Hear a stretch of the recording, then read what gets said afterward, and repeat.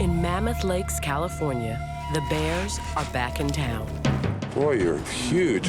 They're not only huge, they're hungry. He's eating a ton of grass. With tourists flooding into the area as fast as the bears. We have probably several hundred people there right here. There's a bear there. Collisions are imminent. It's up to one man to keep bears and people safe from each other. Go, man, go. There's a golfer right there. Steve Searles. One-on-one. Nobody knows the bears like he does. Okay. Get out of here! This season, a massive bear challenges Steve. Knock it off. Enough of that. Another leaves him shaken to the core. I got blood on my glasses. And for the first time, one wrong move puts Steve in a place he's never been. No!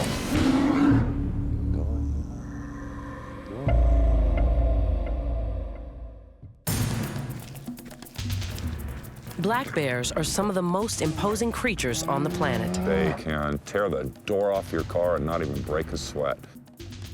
A big male can weigh 600 pounds and still outrun the fastest man on Earth. He could sprint probably at 25 to 30 miles per hour. They can scale trees, swim great distances, and sniff out food 3 miles away. Black bears can smell through a cooler that's locked inside of a car that's parked inside of a garage. In Mammoth Lakes, it's easy for bears to find food. There's fish and lush vegetation. It's a wild bear paradise, with one exception. They must share the space with more than 1 million tourists a year. The potential for conflict is great. It's Steve Searles' job to keep things in check. Get out of here! You bad bear, get! So as far as the job goes, I'm a really lucky guy, and I have a unique job, but it's just, you know, it's the yin and yang of life, and I have to be the judge, the jury, and sometimes the executioner. Don't like the third one, and so it's best to do a lot more of the other two. The more proactive I am rather than reactive, the better results we get. So I work a lot of hours, and I'm out here every day. Steve Searles came into the picture as a hunter originally who knew how to track, and when we began to have wildlife issues, the chief of police enlisted Steve's assistance to help control the wildlife. Go on. You know better than this. And as a self-taught professional, he has become very well educated in our local bears' behaviors and how to condition them and use techniques in controlling their aggression to help them realize that human beings probably are not the best people to be around. All right, you guys, across the bridge, let's go. Steve's official title is Wildlife Patrol Officer, but he's better known as the Bear Whisperer. For probably the last 15 years, I have tried to vocalize with bears. I've been too embarrassed to share that. I do it privately, and some bears, when they see me coming, they will start vocalizing. Other bears are a lot quieter. Just through trial and error, I just tried different techniques to make my job easier. Oh, I hear ya. I would describe Steve as a completely unique personality. He's intense at the same time as he can be fairly laid back. All right, you can come over here. He's dedicated his life to hanging out with the bears and getting to know them and trying to understand them. Is it a brown bear? It's a black bear. So how old do you think that cub is? It is. This year? It was born in February. Over the past 15 years, Steve has developed an unprecedented program to keep people and bears apart. It begins with 2 rules for the bears. The first, be respectful of people. You go on. Bears that aren't afraid of people, it'll get them killed. And so, you know, running bears off is a part of my job. Go on. It'll just make them live longer. Rule number 2, don't scare people. Knock it off. We know statistically that people are rarely, if ever, hurt or killed by a bear.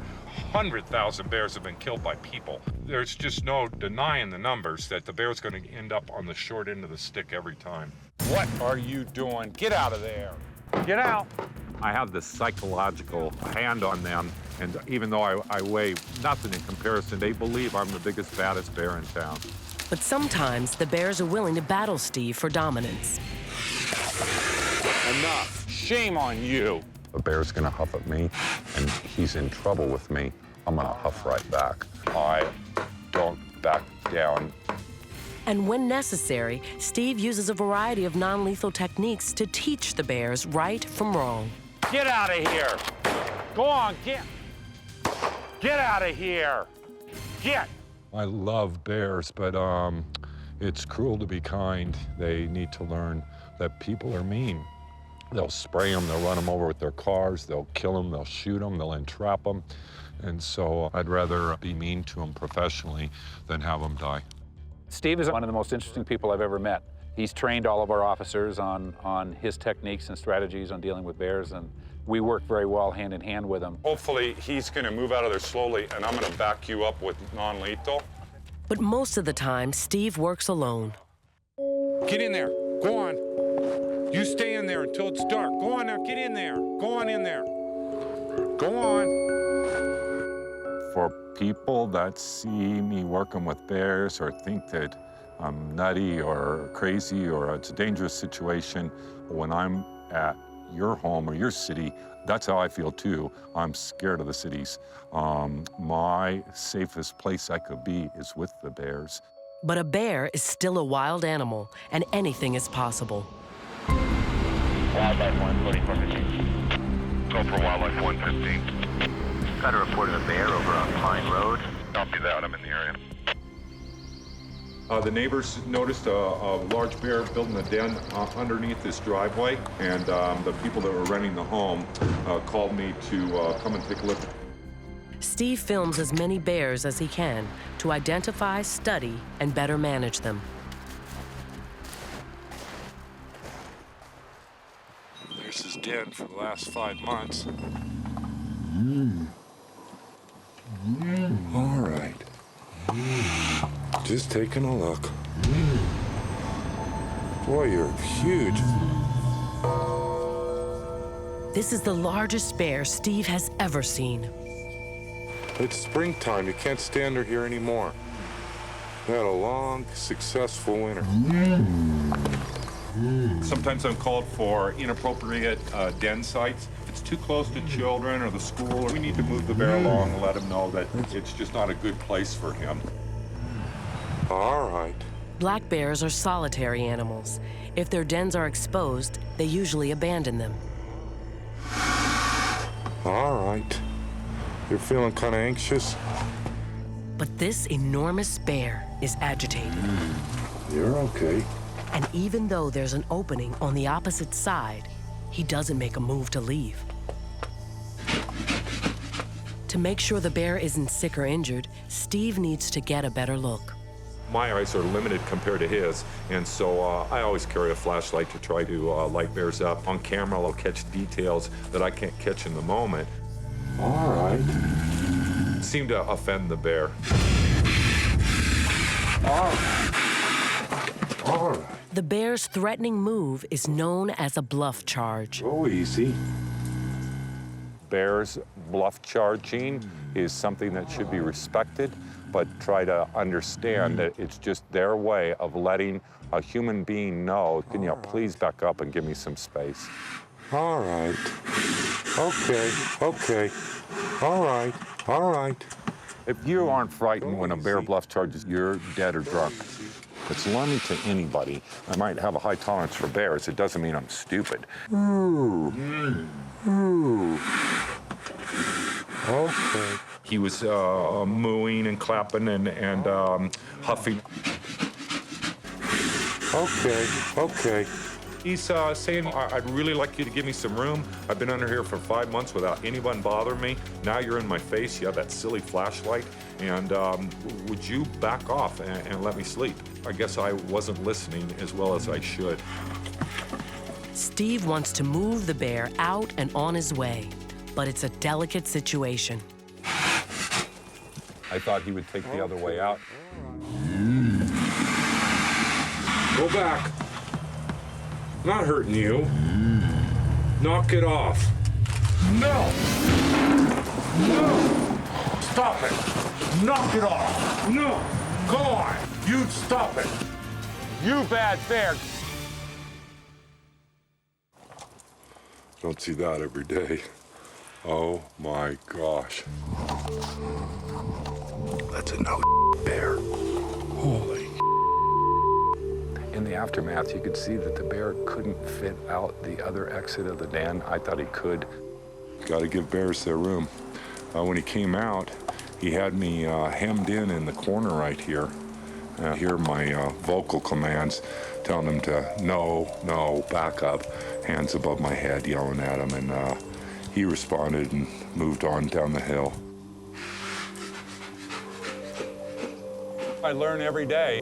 Things that I don't know, the bear will teach me. And so this was a classic example of me learning, and the bear was giving me the education. Wow. When Steve returns the next day, he finds Max back under the house.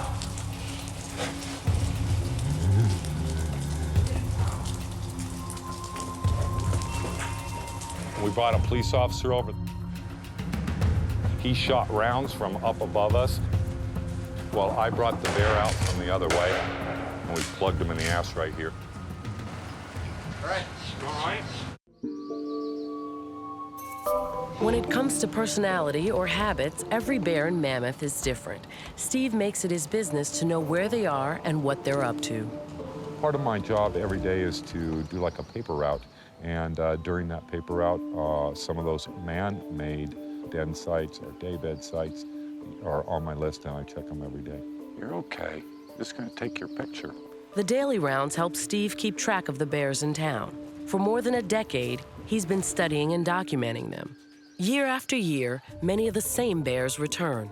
There he is, that's Ace. Hello.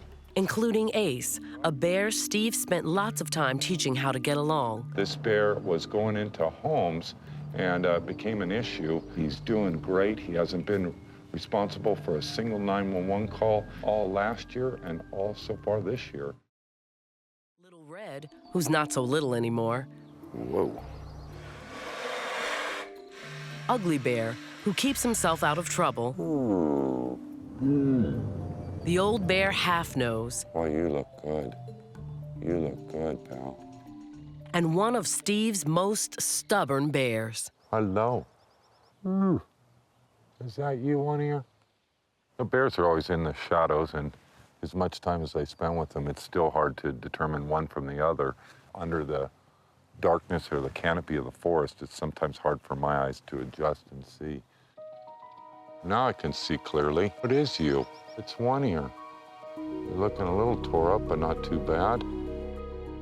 Steve gives each of the older bears names. Bears are only named for their physical characteristics. I don't name them Bob or Joe or Susie. I name them One Ear or Half Nose or Blackie, Brownie, Blondie, names that I can help remember my bears I'm working with this year. One Ear, I've known him for, geez, maybe over 10 years. He knows how to get along with people and how to stay out of trouble. But there was a time when Steve and One Ear were at odds. Hey, One Ear, stop it! Get down there. Go back. To personally look in my face and not move away when I approach him, that doesn't stand with me. No, One Ear! Get back. Whoa. Go back now. After countless run-ins, the old bear has finally learned to play by Steve's rules. Do the bears remember who I am? Probably better than I remember them. They have wonderful memories. Black bears are extremely smart. They're known for their ability to communicate, cooperate, and grasp simple concepts. what a nice bear. He continues to just move on out of our way and give us our space where it should be the other way. And this is one of the few bears that's still alive that I started the original program with. You don't get this old by being stupid, and so he's a very intelligent bear. Hello. One of the most important parts of Steve's job is keeping the bears away from crowds, especially during the height of the tourist season. I'm gonna come up there and bring up an officer in just a little bit. A large cinnamon-colored bear has been spotted inside a culvert, too close to a busy arts festival. We have probably several hundred people there right here. There's a bear there. They have concerns about it staying the day here and likely going to ask the bear to leave. That would just be a bear near the art festival, and I might use a unit over here for a few minutes. With so many people all around, Steve calls for backup. The lady who's running the event, she's concerned with the bear sleeping under the road and wants it removed. The exit of the culvert is that concrete buttress right there. Where does it come out? Over here? Right there on the other side of the street. And the bear is sleeping about 30 feet in, and it is that concrete spillway is where the bear is going to predictably come out. The least offensive thing I think I could do to the bear to drive him out is touch off 2 flash bangs. It's just a very simple device. Flare gun is what basically is for moving on wildlife. It's all just a helpful, non-lethal tool. Just startles the bear and lets him know that he needs to move on. The officer loads his rifle with non-lethal rounds in case the bear runs into the crowd instead of away from it. Steve went to one side of the culvert, and I went to the other side of the culvert and stood up on the roadway so where I can see the bear actually exit. He's just in the wrong place at the wrong time. I'm going to torch off 2. They won't touch him. The percussion is going to drive him out. Go on now. You got to go.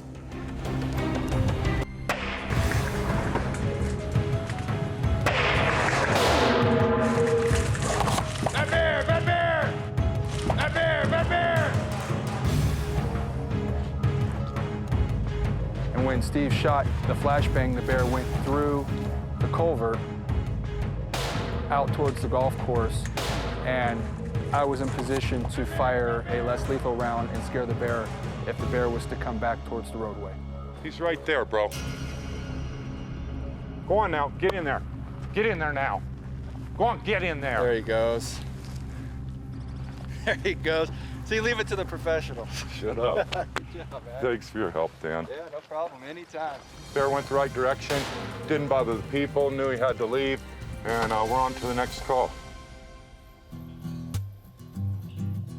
Mammoth Lakes is tucked into the forest and surrounded by green belts. It gives the black bears plenty of room to den. Here in the forest under the canopy, the bears come to stage or put in bear beds. These are great examples of that. You could see that it's a rotted, deteriorated log, and during the heat of the day, this material stays cooler than the normal dirt or the duff. I'm about 6'4" barefoot and 180 pounds, and just to give you some kind of scale for the size of the bed, when I walk up on them, you know, they're oftentimes asleep or have their pads up in the air if they want to be cooling. They're crimped over and, you know, more in a huddled fetal position if they want to keep body heat. They are diggers by profession.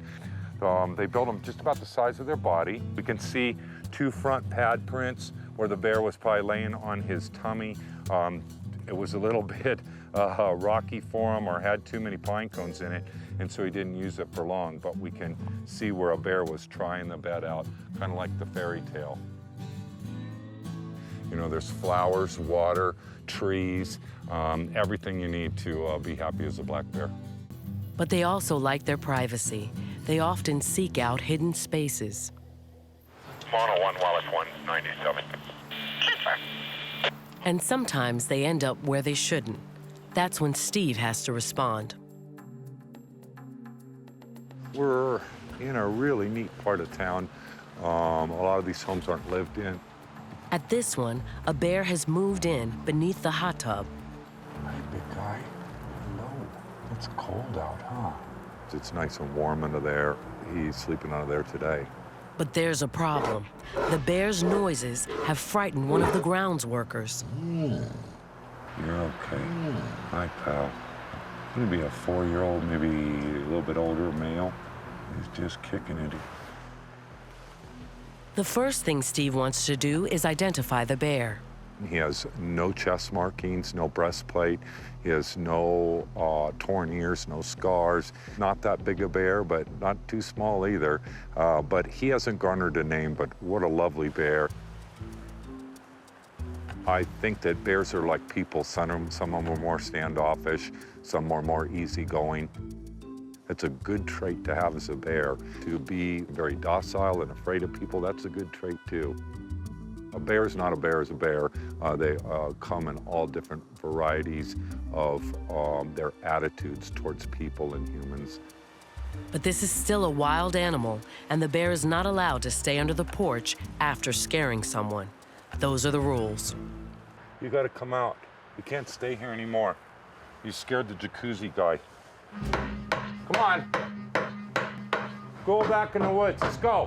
Out. Okay.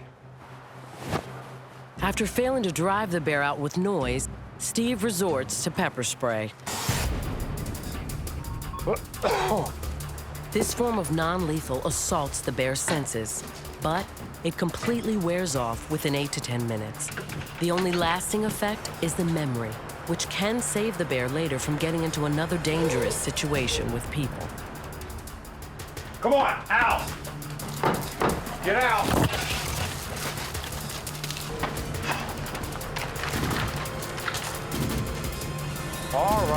All right, that's the end of it. That's the end of it. You're all right. He's just showing submission by being in the tree. I don't have a single documented case of him doing anything wrong in town, and he was just sleeping in the wrong spot, that's all. And so what's done is done. I don't think he holds any hard feelings. I don't hold any hard feelings, and he'll go about his day and I'll go about mine.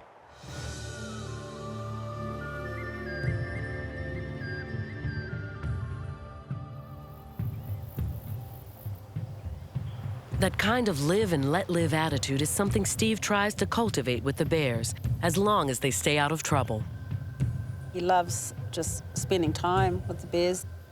They calm him down. Steve's got a lot of energy, and you know, when he's frustrated or upset about something, he'll just take off, and you know, he'll go and be with the bear.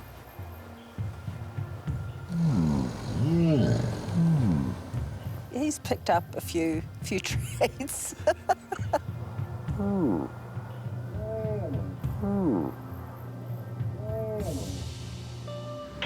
101, Wildlife 1. Wildlife 101. Can you show me 10A? Steve's known some of the older bears more than a decade and has become friendly with a few of them. Hey, buddy. What are you doing over there? Hello, you sincere old bear. One of Steve's longtime favorites is named Half Nose. He has been scrapping all of his life, and so like many of the old bears, he carries several scars from that. Poor nose is bit right off. He was in a fight with a bear named Arthur, and Arthur bit the end of his nose off. And so he just has half of a nose, and thus the name Half Nose. What? Did I surprise you? Me and this bear go way, way back. I've been with this bear hundreds of hours, and so we've had good times and bad times together, but it just thrills me that we're here with this bear right now. Hello. All right. All right. A black bear can live into its 20s. A big part of Steve's job is to make sure the bears in town are okay. It looks like this old bear is not in good health. Steve uses a special camera to get a closer look. The eye is weeping pretty bad, but now that I can see his teeth, he's got no teeth left. I'm not gonna put this bear down, but that is a messed up deal right there. All right, I hear ya. I didn't know his teeth were that bad. They're just nubs. He has the both lower racks, but they're just like quarter-inch nubs, and the front two canines, one is snapped off and black and infected. I could see why you're moaning, big guy. This guy would be, you know, comparable to a 90-year-old man. He's just about out of tools.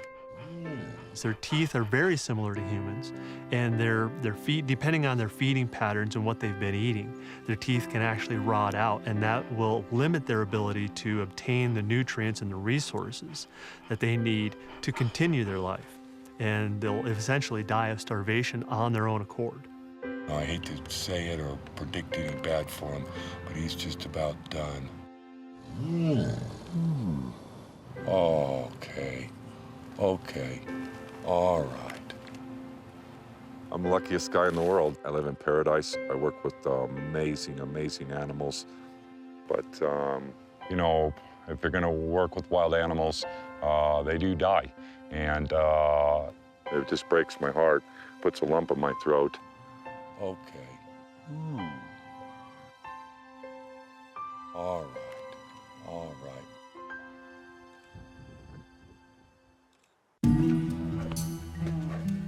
Steve Searles is devoted to protecting black bears, but he can't save all of them. In Mammoth, the bear's single biggest threat is traffic. I'm sorry to say that the accidents that we've responded to and seen this year is more than I've ever seen.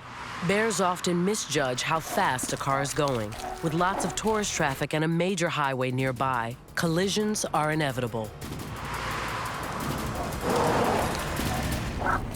Copy, any suggestions? I responded to a call from dispatch for a bear that had been hit on our highway coming into town. Steve doesn't know what shape the bear's in, so out of respect for the animal, he looks for it alone, bringing only his camera to document whatever may happen. I found the bear. All right, pal. Steve's seen this bear before. It's a burly male he spotted for the first time a few months back. Wow, look at that guy's huge. Steve spent time over the winter studying the bear. You're okay.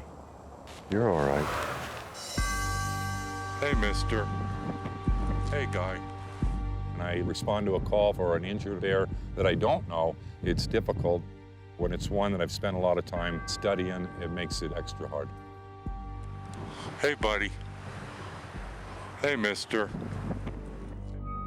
The bear started pulling himself up the tree because he couldn't push with his rear legs. He was clenching onto the branches with his teeth so that he could reposition his front paws and pull up that huge body weight. Are you all busted up? Are you all busted up? To see him pull himself up with his teeth, it broke my heart. Oh, buddy. Oh, mister.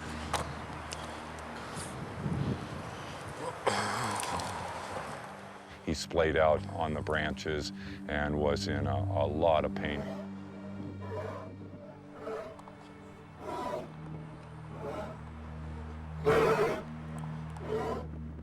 Three of his legs were gripping into the branches, and the right rear was just hanging and dangling in the air.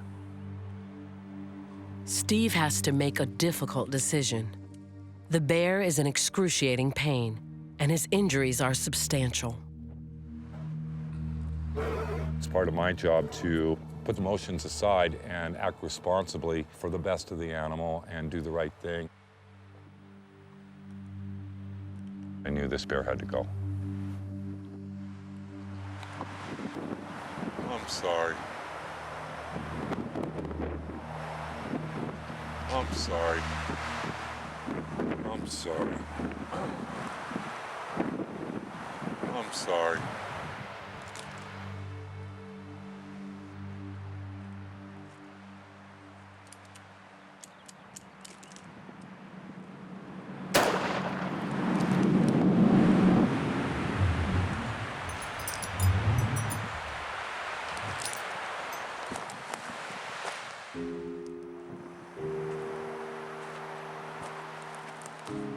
with wildlife, has the good days and has the bad days. I got blood on my glasses. That's a bad day.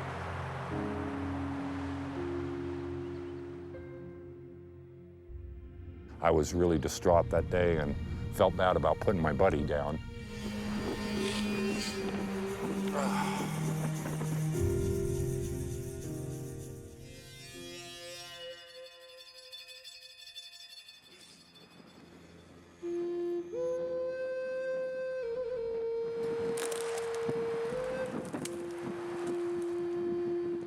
Then I went and got gloves, got up there and unwrapped them.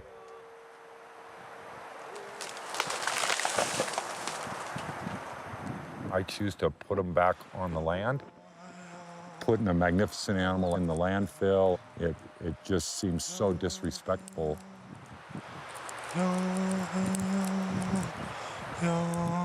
Ending an injured bear's life is an agonizing part of Steve's job.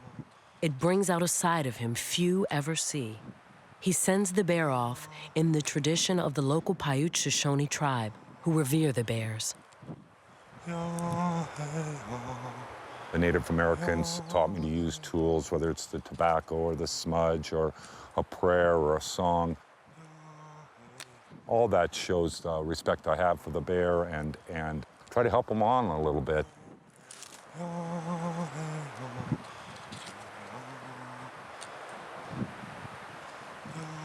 Through these small offerings, it helps to hopefully soothe his pain as well as mine. Take way, way.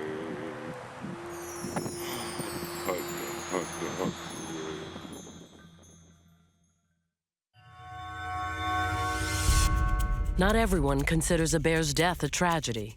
Because of their immense size, adult males are prized by hunters as trophy kills. How long ago was there somebody with a gun? Hunting is legal in California, but not in the town of Mammoth Lakes. So when Steve gets a report of a bear that's possibly been shot, he responds quickly. The man says that there was a guy with a gun 20 minutes ago, and then his kids say that there's a bear that was twitching around and laying down in the backyard. If there's anybody in the area with a gun, that will be a problem. So we're just gonna run up here about a block away, and we'll see if we can help out a little bit. Based on where we are in the neighborhood, it's gonna be likely Big Red or Little Red. I can't hardly tell them apart anymore, but this is their area.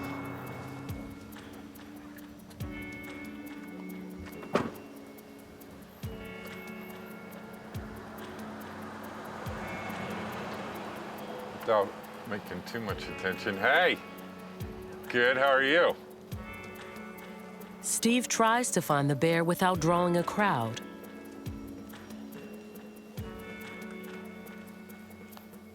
He heads to the house where the bear was last seen and finds it under a porch.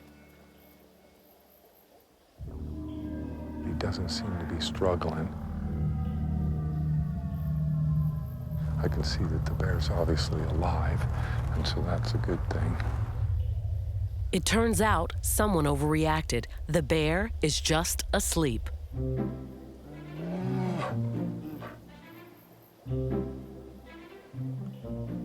It's a 6.5-foot, 7-foot bear. I can't see exactly who it is. He's got his head covered, but he doesn't seem to be any duress at all. And so we'll just keep observing him. He's a big bear and sleeping soundly. We'll probably let him be here until this evening where he can move out safely. It's midday, there's a lot of dogs, kids, people around. You just can't have this bear, you know, walking around right now. It would be problematic to say the least.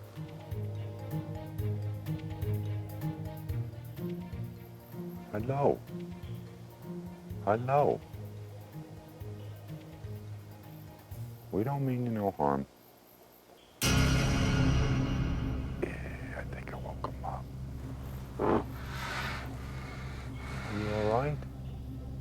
You look okay. All right. You're a Popeye. You're a Popeye. Okay. Okay. The bear turns out to be Little Red, one of Steve's study bears who typically stays out of trouble. All right. We are kind of in the middle of two busy streets, and so we don't want to move this bear right now. This ain't good.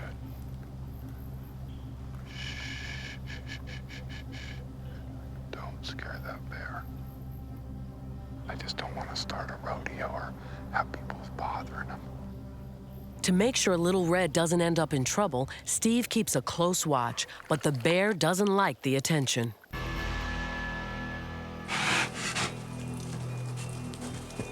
He's got his front shoulders down. The bear's body language signals his level of anxiety. Little Red feels threatened. All right. Steve tries to calm the bear by talking to it.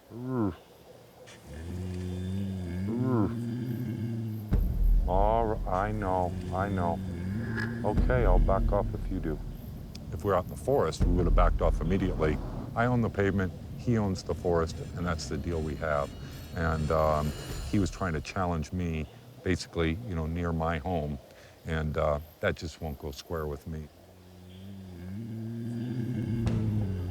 It's a tricky situation. At any time, Little Red could overwhelm Steve and win the battle for dominance. Black bears are strong. They're immensely strong, stronger than a human by far. And it's really easy for a black bear to overcome a human. All right.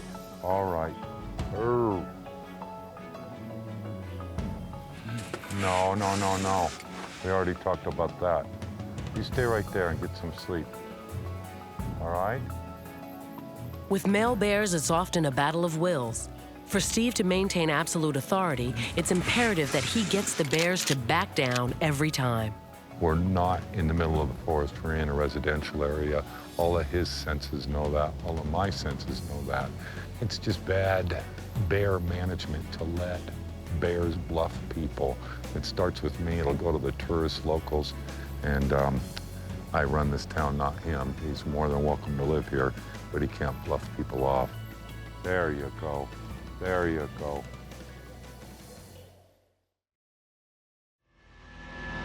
Come on, outside. Get out of there. Earlier, Steve evicted a bear from under a house with a jacuzzi. Now, he's been called back to the same location. Well, this bear don't mean any harm, but he's found just a great spot to hang out. And he'll remember me running him off last time. And so we're just gonna give him a little nudge and reinforce the message that he can't be out here, be under here. Come on, you remember, come on, out. Poor guy thinks he's in paradise, and I gotta let him know he's not. Come on, out. He didn't like that pepper spray last time. Come on, let's go, out. Come on, get out of there. But when Steve finally sees the bear, he makes a surprising discovery. Oh, hi. Well, it's not a nice bear. I thought it was the same bear as last time, but it's not. You don't want out. Pepper spray was so effective the last time, Steve decides to use it again. All right, dude. You gotta come up. Here we go.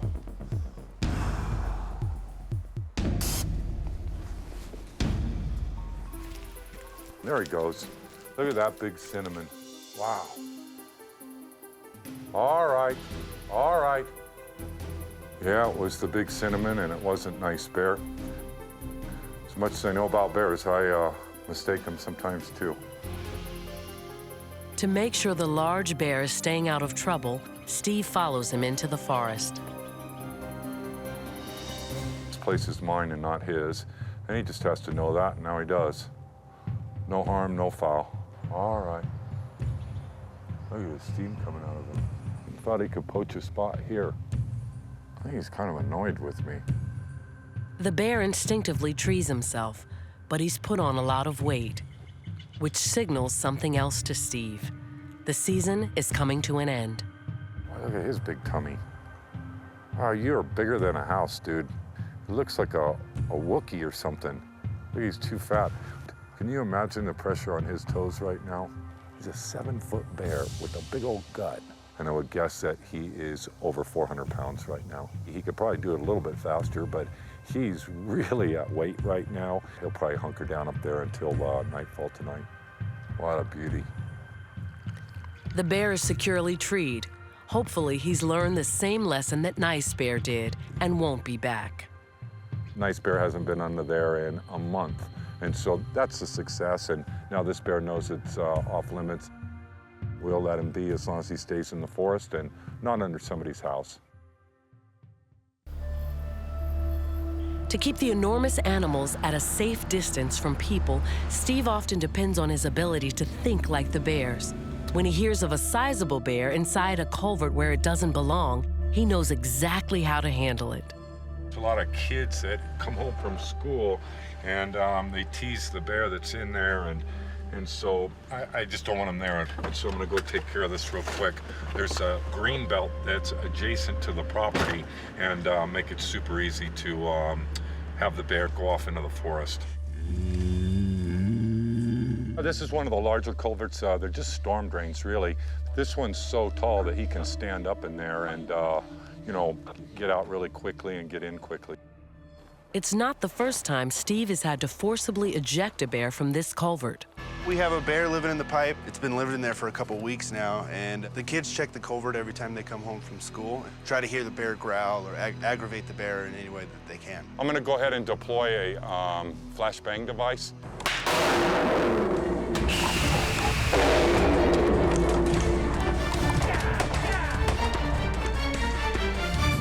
But this time, there are no bystanders. It's only Steve and the bear. Well, where the bears are and what their habits are, I try to keep that secret. The police are out doing police work. I get to move that bear along, and so the more that I can keep the bear's privacy and my privacy, it's just the better it is. I'm gonna launch just a green meanie. That's what I used last time. When deployed, the non-lethal green meanie flies erratically and makes a loud whistling noise that will scare the bear but not hurt it.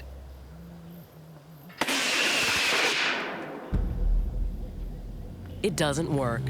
The culvert is the length of a football field, and Steve can't get a good angle on his shot, so the green meanie barely makes a sound. He tries again.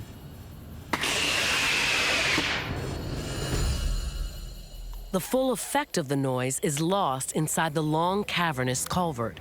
But still, the bear knows something is not right, and instead of leaving, he feels safer hidden inside. But it's getting late, and the kids will be home from school shortly, so this bear has to move now. Come on, out. Come on.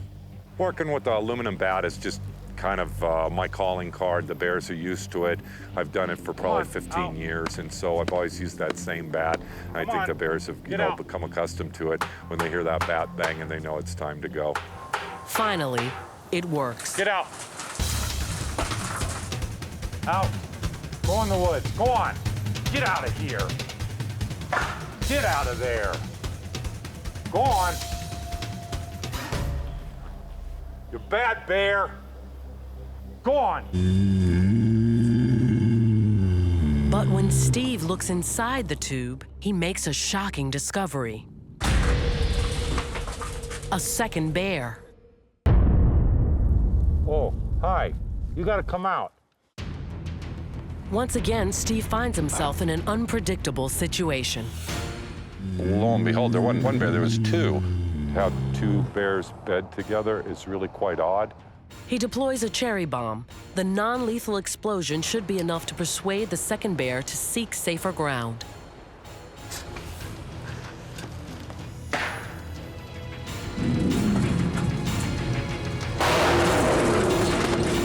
Go on. Go on, yeah. Last couple of years, we've seen the bears teaming up more, and I don't understand it all yet, but we'll keep studying it and learning from them. But the buddy bears seem to be in there coexisting just as well as we do. It's just another twist in what has made this the strangest year Steve has ever seen. This bear has left the area and into the forest. I'm 1098 and 10-8 available. Everything I know about bears, they taught me. I try to bounce that back and teach them. I'm not the nicest guy in the world. I pretty much run alone. I work alone. I am kind of a solo guy. The bears are kind of solo, and so it really works out for both of us.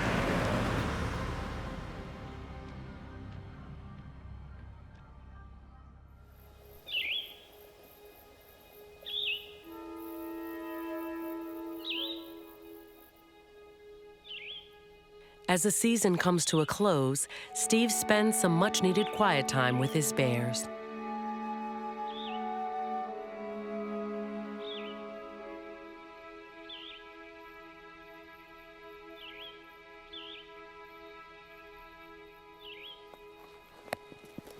Hey, big fella. Hello. You're all right. Yeah, this bear has certainly made weight. He is looking very fit. We're glad to see him. These bears won't be in town much longer. They'll go up to altitude where they make their dens, and they'll be out of town for another 6 months. It's just a real magical time of year for me that, you know, I can see them up close and personal before they go into the long den. It's a bittersweet time. Steve can never be sure which bears will return the following spring, but in his own way, he sends them off. Boy,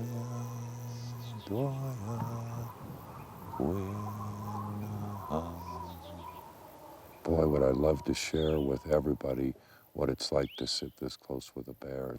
Yeah, I don't know how to put it into words, but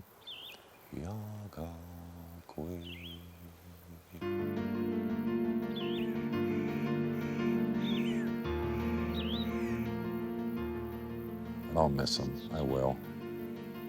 You helped me a lot more than I help you. You have a good night.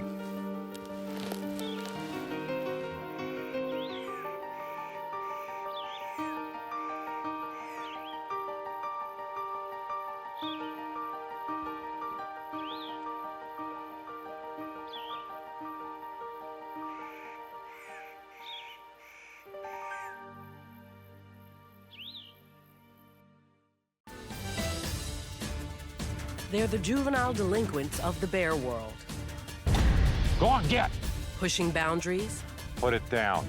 defying authority, You bad bear. and breaking all the rules.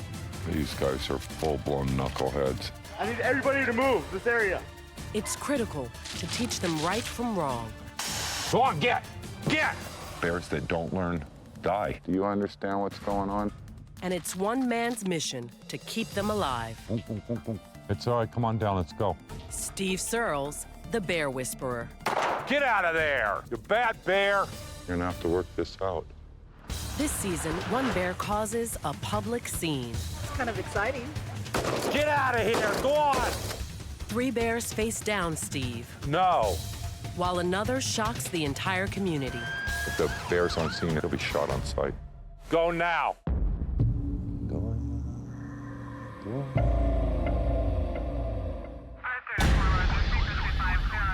I heard a growl.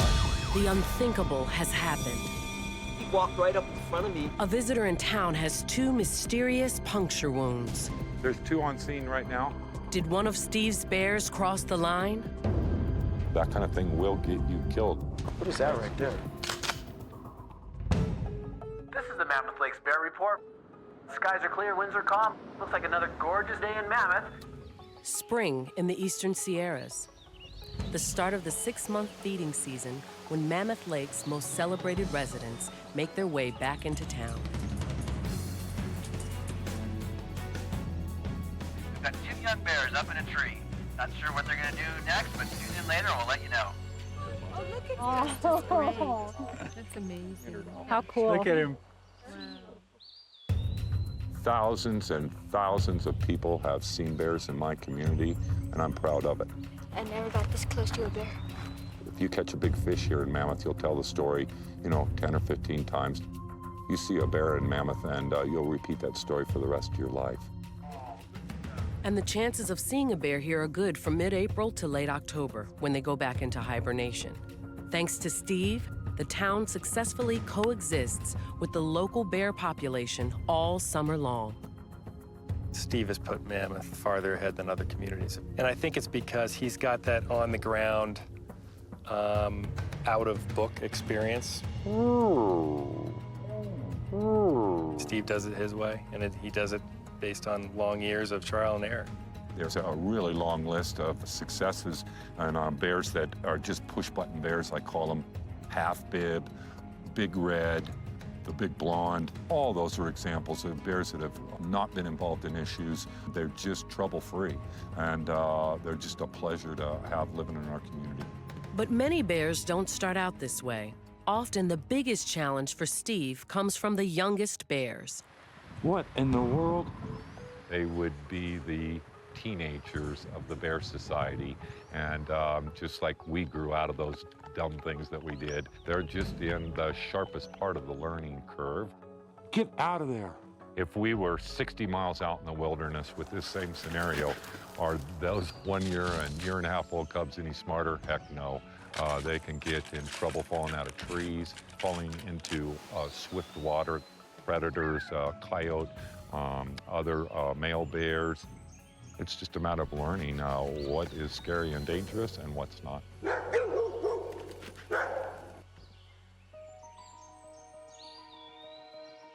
In the life cycle of a California black bear, cubs are taught by their mothers.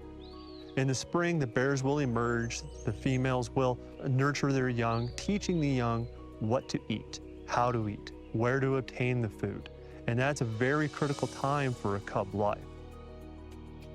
After about 1.5 years to 2 years, the female will push off the cubs to go find an area or a territory of their own. If young bears want to live in Mammoth Lakes, they must learn to navigate a human society. Go on now, get out, hey, get out of there. Go on, get out. Get out of there. So Steve often plays the role of surrogate parent. They don't have the benefit of their mother teaching them, so I'll try to step in and do what I can to help them learn the ways of man. There you go, let's go. To teach them, Steve uses a variety of non-lethal techniques. He can literally yell and scream and just use his voice if need be, bang a baseball bat and scare him in that manner. Go back. He also uses what they call flashbangs that are noise devices that sizzle and whiz as they go past the bear to scare it. And he also, in many cases, will use a rubber bullet, which just gives a bear a good sting and lets him feel like this isn't where I want to be. I'm getting the heck out of here. You bad bear. Bears that are a little bit too friendly or getting into garages or stealing out of cars, that kind of thing. I typically spend more time tracking them, following them, reprimanding them. Hey, what are you doing here? You bad bear! It's just an ongoing conversation and education for me and the bears.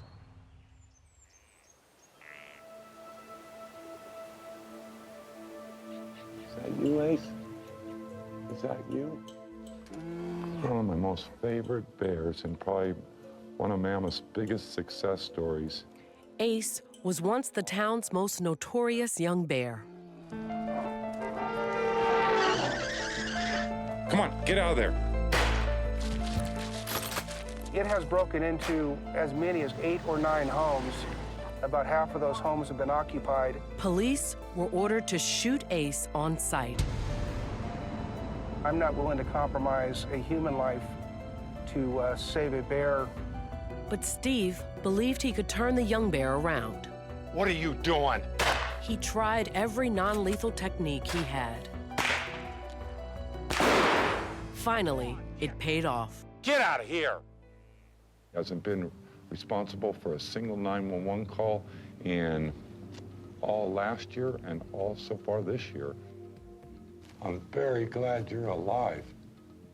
Every year there's another Ace, but nothing could prepare Steve for the challenge of this season's young bears. Mono 1, Wildlife 1. I'm gonna be out for crowd control. We're just gonna roll up here to Lincoln House at the village. The last couple of nights, a young bear was swimming in the pond, and it makes for a cute story, but it's just not okay.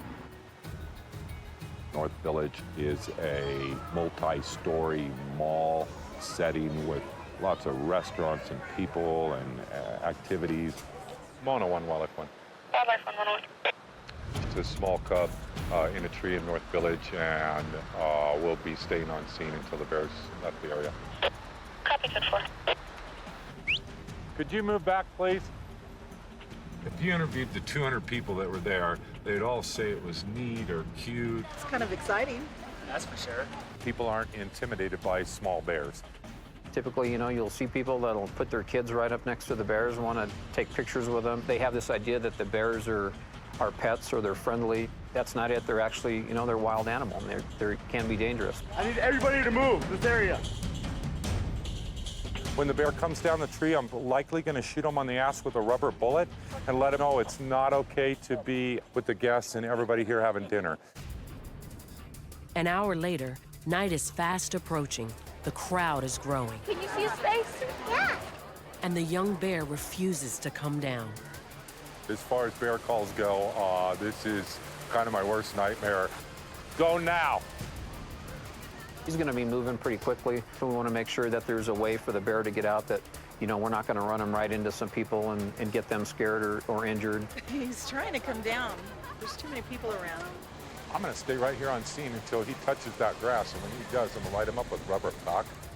It's a 12-gauge rubber slug. Gets shot at him. Doesn't typically break the skin or cause any permanent damage to him. We are backed up on the police department. We have 12-gauge shotguns. If the bear turns and charges Steve or charges into the crowd or becomes a threat to the public, then we're there able to stop that and put the bear down immediately. He could stay up there for days if he wanted to. He can obviously outlast us. I predict that as the crowd winds down and people are quieter, he'll come down.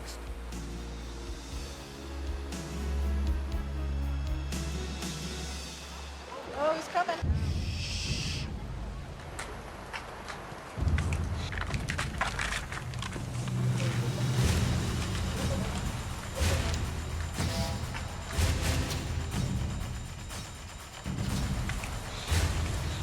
Get out of here, go on!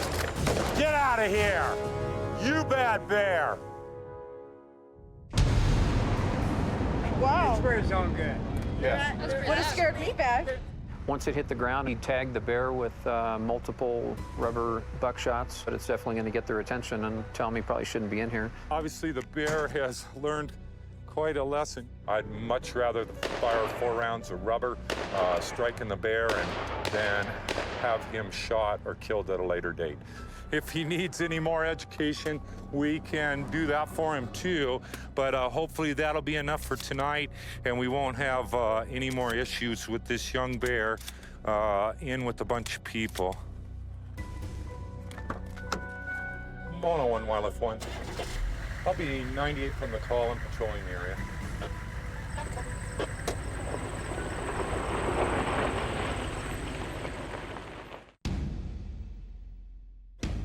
This year's bear season has just begun.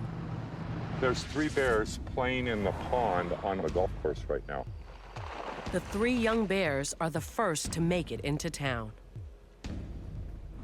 Copy that, thank you. After a chaotic night with one of them, Steve is on high alert.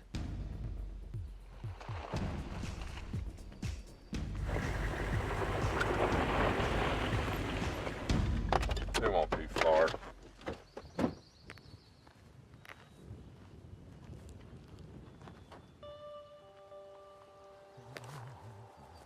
All right. All right. Wow. Very cool, man.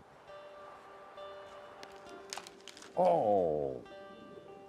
Oh, what is kind of way is that to come down? The 2 of the bears are siblings. The third, oh, stop. What was that? You're gonna have to practice. The third one is not a litter mate. These 3 bears are just playing and they're not doing anything wrong. I just want them to get into harm's way. When they're roughhousing like this, they forget where they are. Hello, it's the knuckleheads. When it comes to young bears under 2, I don't name them because, you know, statistically half of them are going to die. And so maybe to preserve my own feelings and preserve the community's feelings, unless it's necessary, I try to not name those young bears until they're after 2. Oh, that's beautiful. There's my paycheck this week. Pretty rough on each other. Those teeth are very, very sharp. And even though they look like a teddy bear or something, they can inflict harm. It's all part of the learning process for these bears and the pecking order that they're gonna slowly grow into. There you go. Beat them up. Beat them up. Hello. Oh. You know, I see the most worst stuff in my life, and then I see the coolest stuff, and it makes me feel weird sometimes, and this is really, really cool, and fills my heart, you know. It makes me want to go out and help the little guys even more. Hello. Hello. You're all right. I don't know who's babysitting who sometimes. Probably a 50-50. The bears help me as much as I help them. That's a pretty fair deal. What is it? What is it? Uh-oh. They are arguing. Is that trash? It. Hey, you guys, put it down. Hey. No, no, no, no. No. One of the most important lessons for these young bears to learn is to stay away from unnatural foods. Put it down. No trash. No. No. No, no, no. Get out of there. No. Look at it all over your face. Move away. For brains. It's some kind of...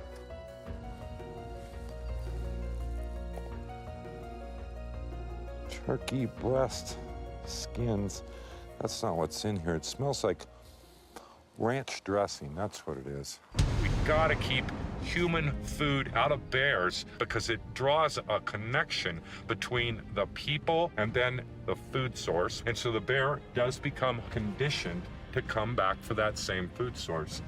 But even after being chased off, the bears are back and willing to defy Steve to get what they want. No. Knock it off. Move away. Move away. How dare you? No. You guys need to learn. Go over there and get in the tree. Go on. Go on. You've worn out your welcome. No. Do not challenge people for food.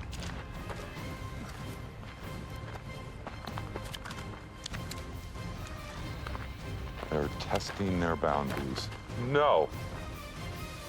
2 of the young bears back away, but the 3rd bear returns. To send the message that this behavior will not be tolerated, Steve stands by with pepper spray.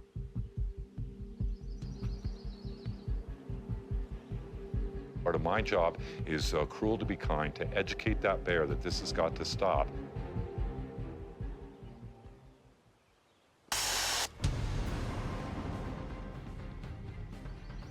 This stuff works great.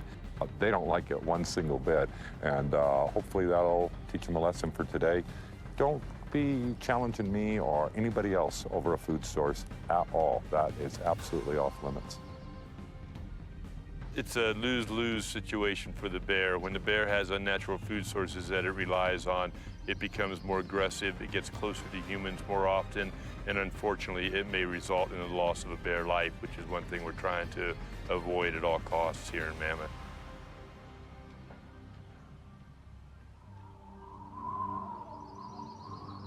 During bear season, Steve works 7 days a week and is on call 24 hours a day.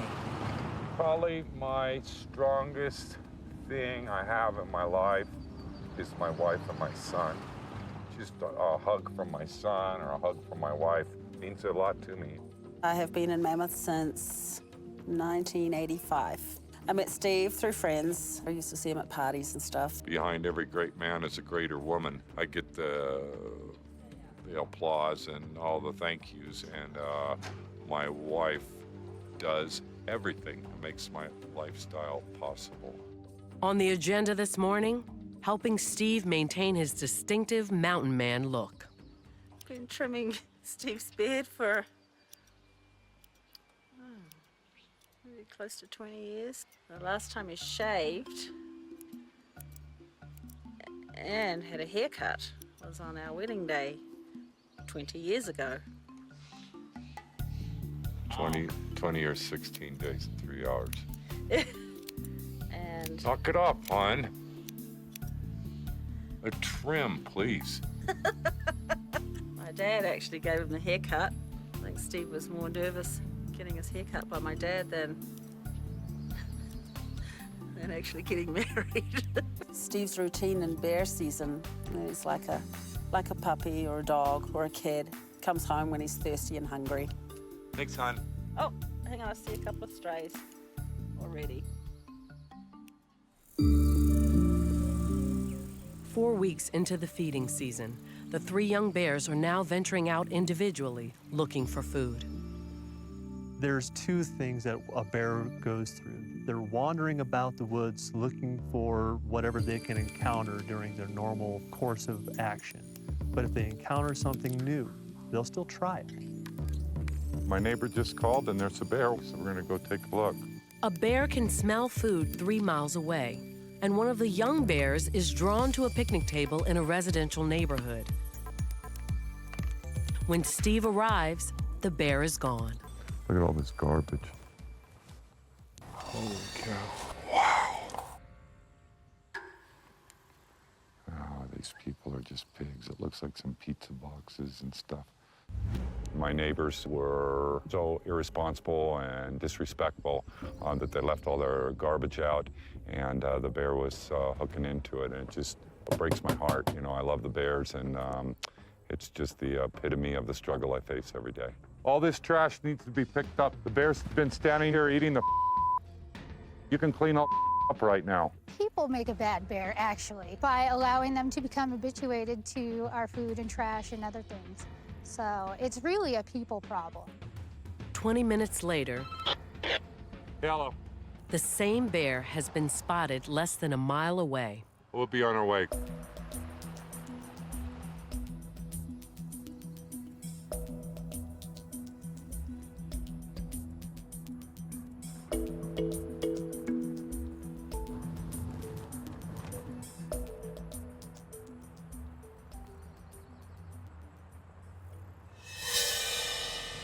No, get out of there.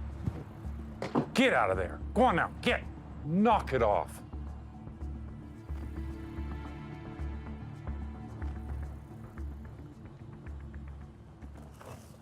Hi, we just followed him up here and seen him in your trash. Is there somewhere I can lock this up? It's full.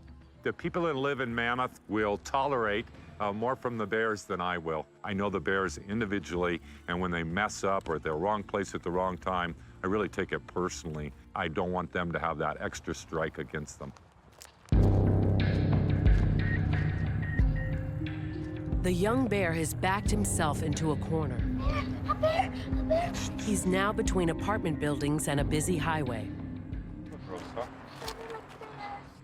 He doesn't belong in this situation. He can see the traffic, the cars going by. We want him to be uncomfortable. We want him to have a bad time. He can't be hanging out in the middle of the day on the main street of Mammoth, or we'll end up picking him off the road, or he'll get himself into other trouble.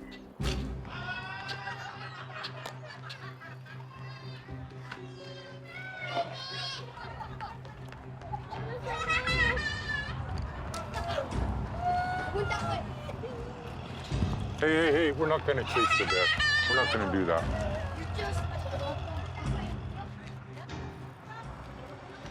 Let's break this right there. Hey. Leave this one alone. I'm gonna have to get a lot more heavy-handed with the young bear. The more time that we're on him, just like a child or a dog, the repetitious reprimanding of bears that sometimes is necessary. I'm 100% sure that I'll be working with the bear again, if not today, tomorrow. Bears remember locations where they've been successful finding food. So the next day, Steve returns to the same area the bear had gotten into trouble. Sure enough, the young bear is back. There he is. Damn it. No trash. Get out of there. Hey, get out of there. Hey, no trash. How dare you? No. Go on. Get out of there. You bad bear. I barely lit him up with a little bit of rubber buckshot and let him know, that you're welcome to be here, but only on our rules. And that's what I do. I spank. But there are 3 young bears this season, and Steve can't be everywhere at once.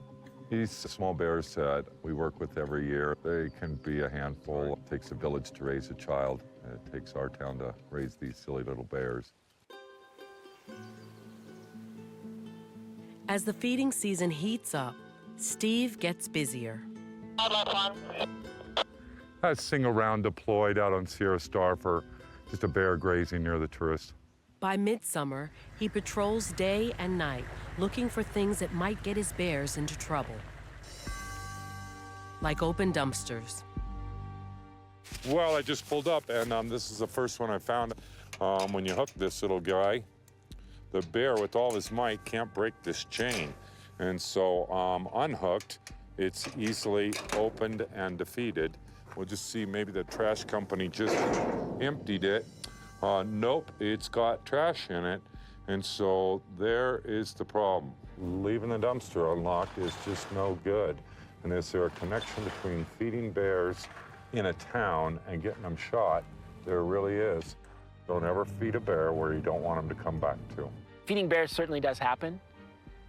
It's important for people to understand that it's not something that's allowed under town law in the town of Mammoth Lakes, under state law, or under federal law.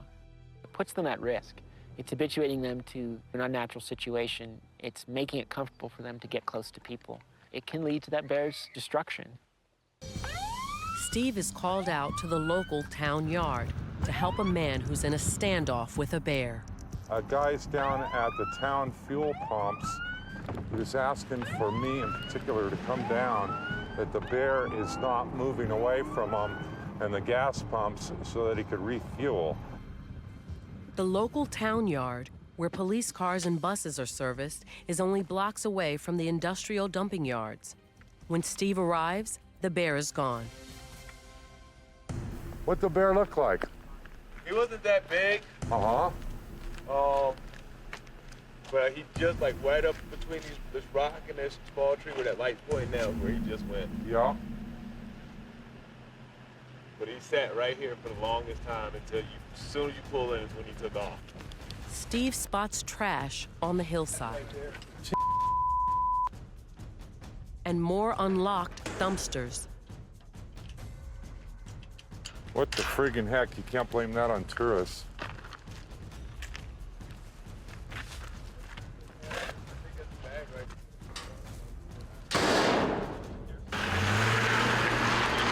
This is just the epitome of the struggle I face every day. To see them eating unnatural food and people being irresponsible can lead to more and more problems.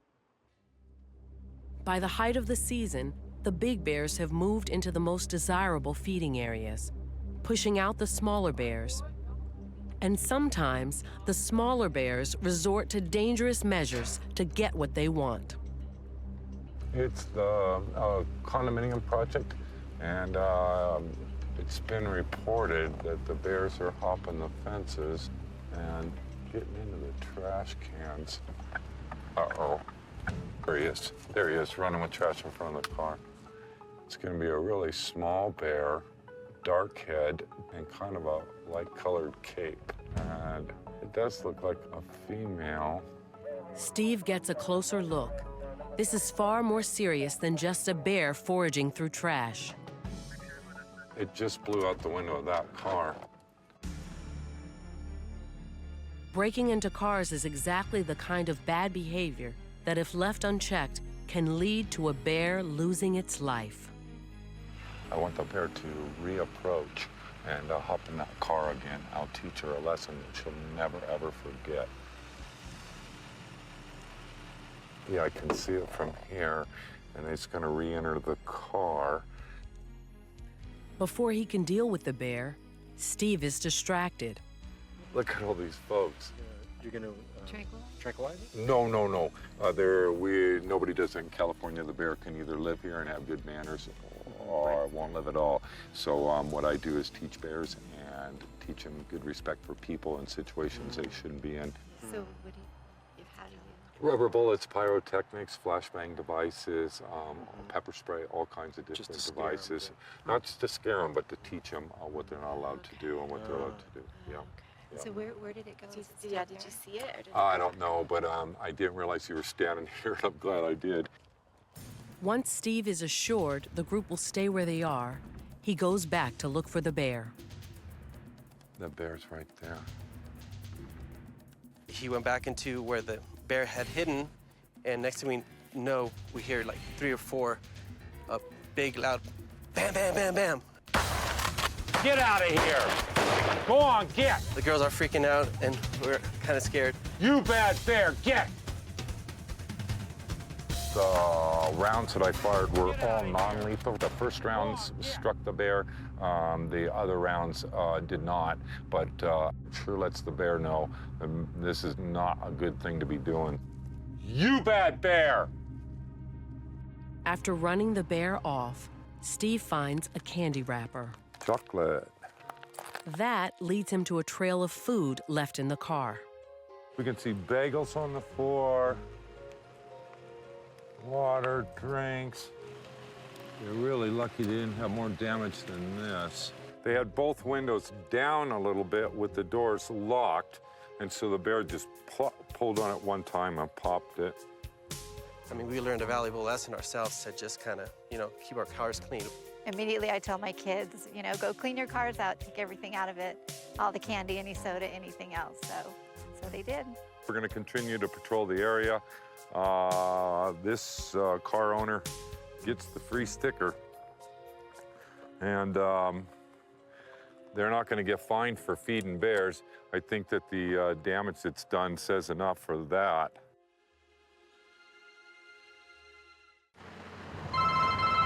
Hello.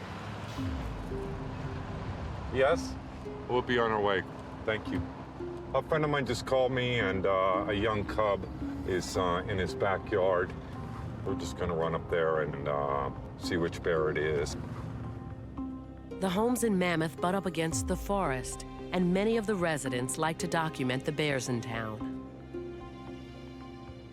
To me, they're like the spirit of the forest. I call them the spirit of the forest because they're so quiet. I mean, you can be walking and not even realize they're there.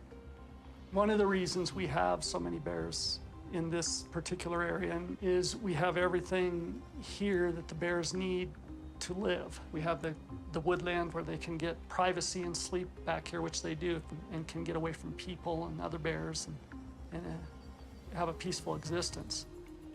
But this young bear hasn't come here to relax. He's trying to figure out how to get that bird feeder down.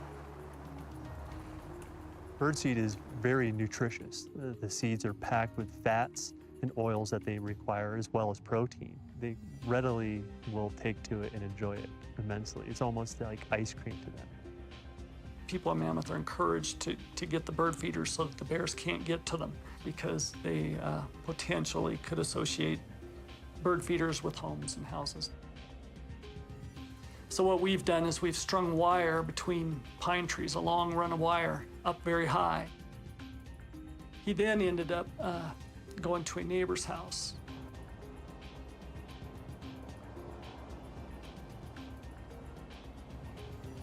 And she just happened to have set her bird feeders up out on branches, hoping that the bear couldn't reach out far enough to grab them.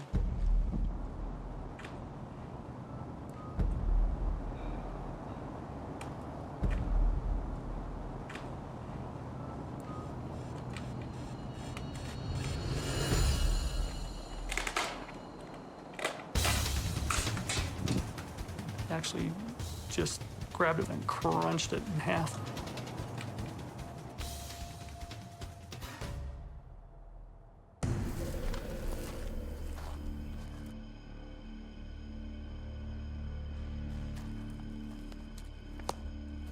Go on, get up there.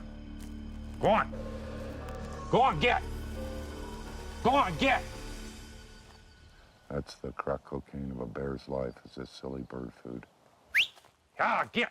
He moved out of the area respectfully. He's done what he was supposed to. He's back in the deep woods. Everything's good again. Steve takes the opportunity to reinforce the young bear's obedient behavior. Are you starting to learn?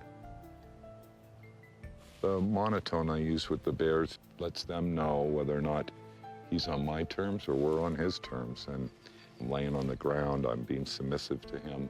He's out in the thick forest, he's under the canopy. He's in no trouble at all. I compare it to raising my son. Even when I have to reprimand my son, I'm loving on him the very next minute. These bears can understand that exact same principle. All right. All right. As long as the bear does the right thing, then we're back to the relationship that we were having before that incident. All right. Sleepy. This bear seems to finally be learning how to live in town, but there are still 2 other bears who have a long way to go. Thank you very much for calling. I'll be en route right now. One of the young bears has really crossed the line. This morning, I woke up to a bunch of racket and realized that the bear had actually squeezed itself through this little window. I didn't even know that this window was open, and as soon as the bear squeezed out, it actually turned around and tried to go back in. So bear strips are down. She had assembled nail boards to put outside of her windows and doors to keep the bear from standing up on its back legs and hopping in the window. And the unfortunate thing is that the bear has been rewarded by coming in my house, so essentially my house is kind of like a calling card at this point. I think also the fact that my house is in proximity to this campground doesn't really help too much either. If that bear comes today, call me immediately. Yeah, I will. All right. Breaking into homes is a serious offense. Steve needs to find the bear and teach him a lesson, fast. He heads to the nearby campground. The bear has taken refuge in a tree. The dogs put him up there. Anytime a bear is afraid or concerned or hears a loud noise, he's going to tree every time. And being at this age, they spend half of their day up in the tree. Oh, look at him. How cool. Look at him put his chin up on his head. As long as I keep him up there, part of the punishment, all these people that have been gathered around, the dogs that were here on scene, makes him very uncomfortable. And keeping the bear uncomfortable is the plan. It's the only way to teach the bear that being around people is dangerous. I feel sorry. I do. Yeah. That's amazing. All right, you guys, everybody get a photo? Yep. All right, thank you. Have a good night. Make sure your camp is clean, okay? Check your cars, make sure there's no food. All right, thank you very much. Thank you. Once the crowd is cleared, Steve focuses all his energy on the bear and getting him out of the tree. It's all right, come on down, let's go. To move the bear, Steve mimics the sound a sow would make to her cub.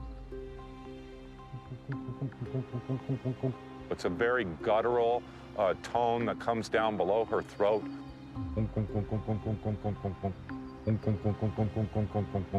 I'll use that to calm young bears.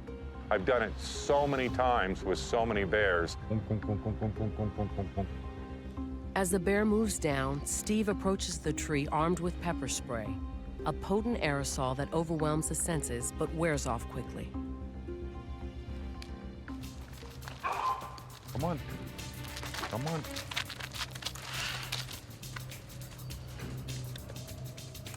Poor little guy, I don't want to hurt him, but this has got to end. The bear bites into a tree branch, signaling his level of anxiety. So we're just playing cat and mouse. He's going to try to come down again right now.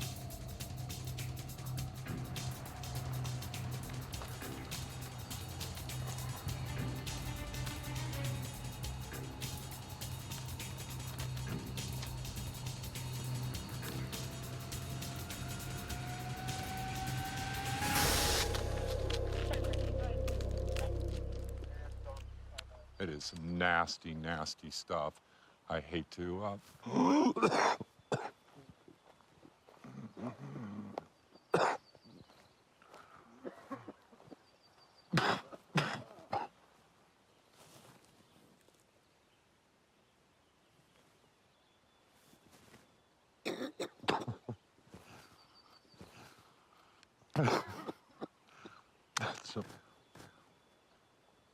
That's some nasty stuff. The bears hate it. He really...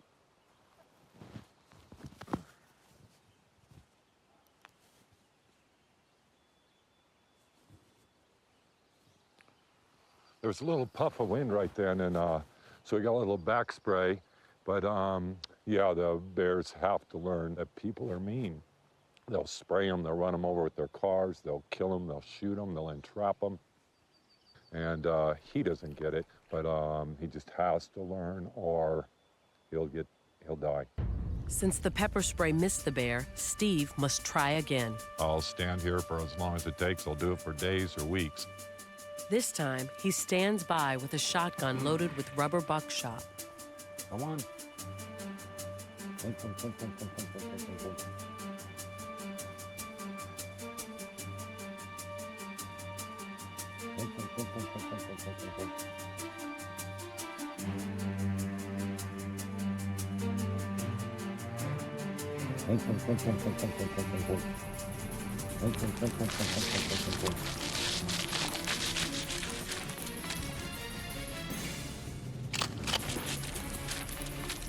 Go on, get!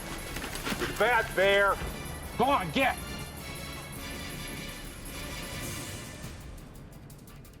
Just the noise of the shotgun racking, it's all a non-lethal deterrent for the bear. Like a dog or a child, hopefully he can learn and become a member of our community, and these problems won't be an issue.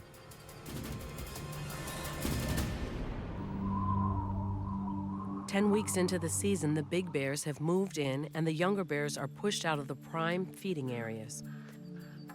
The 3 young bears Steve has been working with are staying out of trouble, at least for now.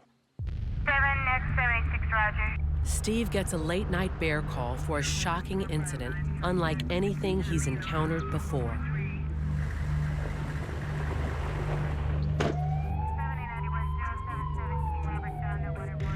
What happened right here? One injured victim with 2 puncture wounds to the right arm. A wounded man claims he was knocked over by a small bear. They got knocked over, and then when did you realize they had a hole in your arm? Oh, it was sore, so I just took off my I had a jacket on, I just took the jacket and I noticed that my shirt was bloody. Did he bite you on? I don't know what it is. I don't know. I mean, it's hard to, because there's no real puncture wounds in the. Sure looks like a puncture wound. Well, this one here. No, through the jacket. This is just a scratch, I think. It's Dawn, huh? Yeah. Thank you, Dawn. I appreciate your patience, but this is really concerning to us. But I really do think I spooked him. He's come for the arts festival, and he is selling his wares, which is pottery, and this event happened. I was just walking down here for the restrooms, right? And I came across right here, and I heard a growl. And I turned, I don't even know which way I turned, and then that's when he just, boom, hit me. It could be that he startled the bear or frightened the bear. The bear was just bowling him over to get out of harm's way. And then after he hit you, I hit the table. I slammed into the table and fell down. That's Where do you think you hit the table? Where did I? Here, my arm. Yeah. We need to get him down to the bed. Yeah. The man's description and the mysterious puncture wounds don't add up. A lot of times they push. I could have stabbed him. Could have just been a stab. I think it's a canine bite. Yeah. Paramedics arrive on scene and confirm Steve's suspicions. He told me that they're 3/8 of an inch deep, and it's a bite and not a claw mark. Serious. I haven't seen a bear bite up here. It's the first one. Usually they run away. They seem to get a little more aggressive. And that behavior is not tolerated by anyone in the town of Mammoth Lakes. If the bear's on scene in just the next 30 minutes, he'll be shot on sight. The one that attacked the guy. But identifying the bear responsible isn't easy. We don't use collars or ear tags or telemetry on our bears, and so I'd hate to see the wrong bear shot right now. The RP is describing a small, dark, 150-pound bear. That would be one of the knuckleheads.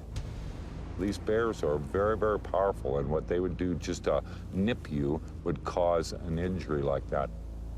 Police are on the lookout for any bear that matches the description of the young bears. We had already made that decision that if we could locate that bear in a timely manner, that bear was going to be taken out. And we would be justified in doing so. People versus animals, you know, I go on the side of people every time. The bear returns to where the event happened. We'll hear the shot. He'll shoot the bear immediately. This thing charges me. I'm going to open it up with beanbags. And Jesse, I expect you'll be right behind me. We have a local officer with probably 5 or 6 rounds on non-lethal beanbags. The other officer is a marksman training officer that is on scene with a high-powered rifle. And if the bear returns to where the event happened, he'll shoot the bear immediately. While police officers patrol the area, Steve investigates what might have provoked the bear. That's the attraction right there. A snack bar vendor from the arts festival left out food. This is just these people come from out of town, and this is just prime food for the bears here. And so they bait them in, and somebody got hurt tonight. This is flour, sugar, granulated garlic, coconut milk. This is what started the whole thing. The bear was taking advantage of that food source, and as the gentleman was walking through the venue in the middle of the night, he scared the bear. The bear only had one way out. That guy, unfortunately, was in his way and was knocked over and ended up with 2 holes in his arm.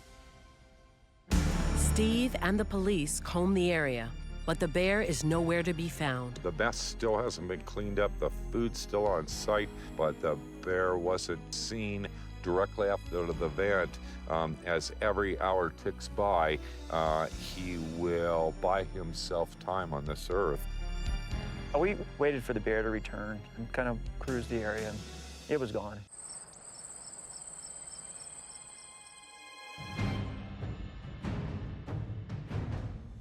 "24 hours after a man suffered a rare bear bite, he's okay. Steve returns to the site, determined to not have a repeat incident. This is ground zero. This is where it all occurred last night. The gentleman who was nipped by the bear is right here behind me, and I think I owe him at least that to make sure a bear doesn't come anywhere near here tonight. And it doesn't take long for Steve to spot a bear nearby. I'm gonna turn my light on him and walk up a few feet, and I'm gonna hopefully shoot him multiple times for even being here. If this other young bear comes here, I'm gonna treat him the same way too. Get out of here!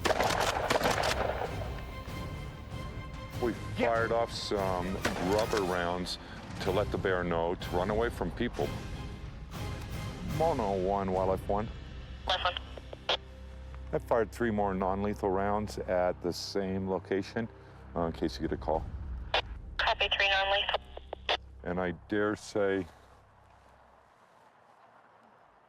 the bear, won't be back very soon. It is my belief to this day that as that bear was ricocheting off the guy, that he did nip him in the arm. The bear didn't return. It was just a freak collision in the middle of the night. The bear bite remains an isolated incident.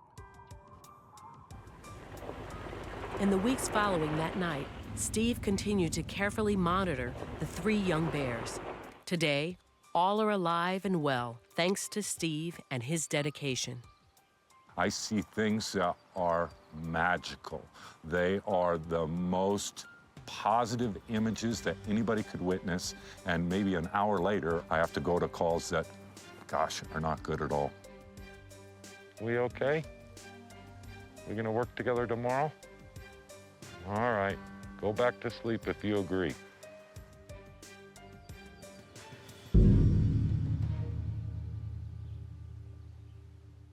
Mono 1, Wildlife 1. Wildlife 1, Mono 1. I'll be en route right now, and I'll be on scene just in a moment. 6 more cabins are broken into. In Mammoth Lakes, California, He came right to our window. one bear turns everything upside down.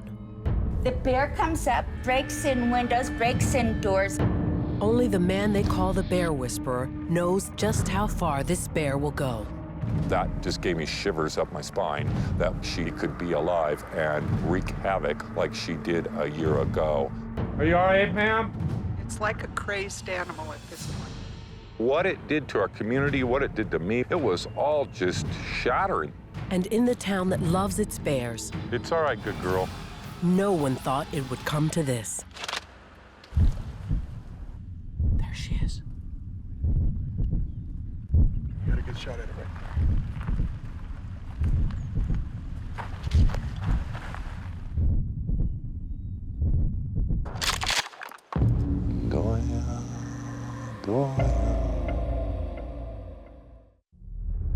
Mammoth Lakes, a mountain resort town located in the middle of some of California's last true wilderness.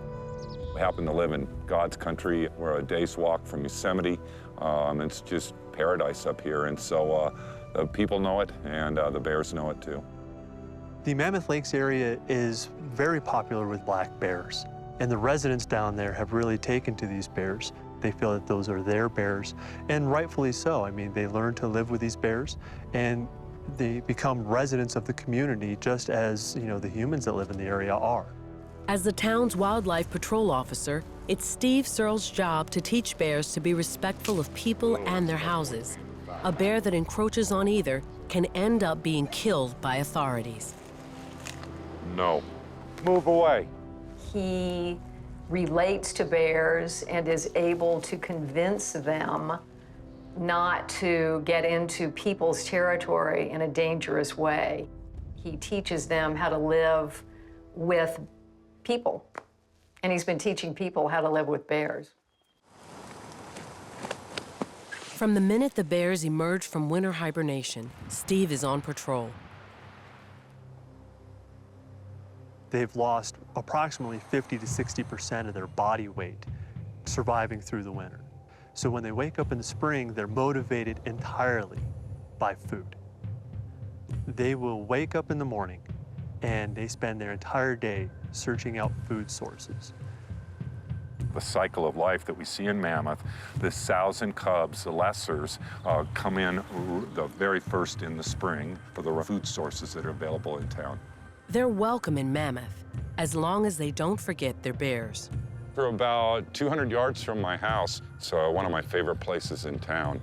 And the bears come here and hang out. They have everything they need: safety, food, water, and habitat. Natural food is good. Human food is bad. It's especially important to keep mothers, called sows, away from people food. Get out of there! Hey, get out of there! You naughty bear! None of that! Sows teach their cubs how to eat and how to forage in a very peculiar way. The sow will eat an item, and then at the same time, the cub is watching what the sow is eating. The cub will come over to the sow and will sniff her breath. And since they have such an immense sense of smell, that registers in their brain in the memory banks that whatever mom just ate must be good food. And they'll recall on that memory at a later date and time to identify whether something's food or not. If a cub's memory banks register people food as good, it won't know how to find natural food and won't know how to teach its own cubs down the line. The longer we work with them and keep them alive, the smarter they get and the more learned they are about the ways of man. Stay out of traffic, stay out of cabins, stay out of garages, stay out of cars. But each year, there are some bears who just don't get it. Every morning, Steve checks on the bears in town to make sure they're okay. Today, he is one step behind a young sow and her cub. Hello. Hi, good girl. Knowing the topography and geography of the area and where the roads lie, I could see that the bears were going to cross Lake Mary Road, and so I went up there and waited for them so that they could maybe cross a little bit safer. Cars do get going pretty fast right there.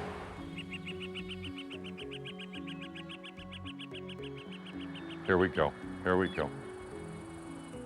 As far as doing traffic control for my bears, it happens, you know, on a regular basis.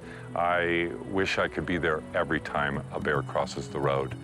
She's right here, right on top. 99% of the time they cross safely. The other times, it's most of the often fatal. It's all right. It's all right. There you go. Go get your baby.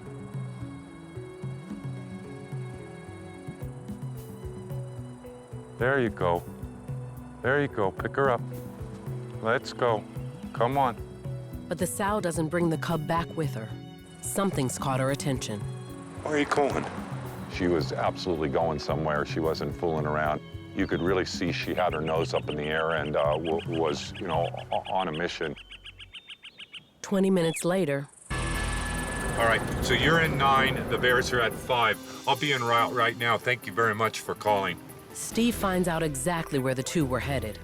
Mono 1, Wildlife 1. Wildlife 1, Mono 1. Can you show me code 4, 10-6, Lower Falls Tract? Code 4, 10-6, Lower Falls Tract. The sow and cub were just trying to break into a cabin, and so we're going to respond up here and see if it's so that she's trying to bust in would be a bad thing. Hi. Good, how are you, sir? And you saw the bears? Oh yeah, it was a mama and a very young cub. These old cabins up here, you know, close to 100 years old, they were built as fishing homes. They're all single pane windows. They're easy to break into. It's kind of a target-rich environment. Hello? Did I see by the sow's body posturing and her nose in the air that she was on her way to commit a misdemeanor? Did I know she was going to break up a door jamb today? No, I'm not that good. For now, there's not much Steve can do. The bears have left the area. I need to catch them red-handed, and anything 5 minutes or longer after the act, I'll just pass on it. The bear won't have a clue what's going on, and I don't roll that way. Steve will work with a bear for any number of reasons. Get out of there! He uses non-lethal techniques to keep them away from crowds. You bad bear! To move them out of dangerous areas. And to let them know where they can and cannot search for food. Get out of there! You bad bear! I have dozens of tools at my disposal. Everything from doing nothing and observing through pepper spray, pyrotechnics, flashbang devices, audio devices, things that smell, things that whistle, impact devices, rubber bullets. Every situation's different, and my job is to do the very best thing I can for the people and the bears. Wildlife 1, 4425. Copy that, thank you. Less than 24 hours after the sow and cub's attempted break-in, there's another bear report. This time, the bear got in. I have no tolerance for busting up homes. It really pisses me off when bears do this. Did you folks just get here? We just got here. I saw glass. I looked at the window, it was broken. I'm like, that's odd. I thought we were robbed. The kitchen is completely trashed.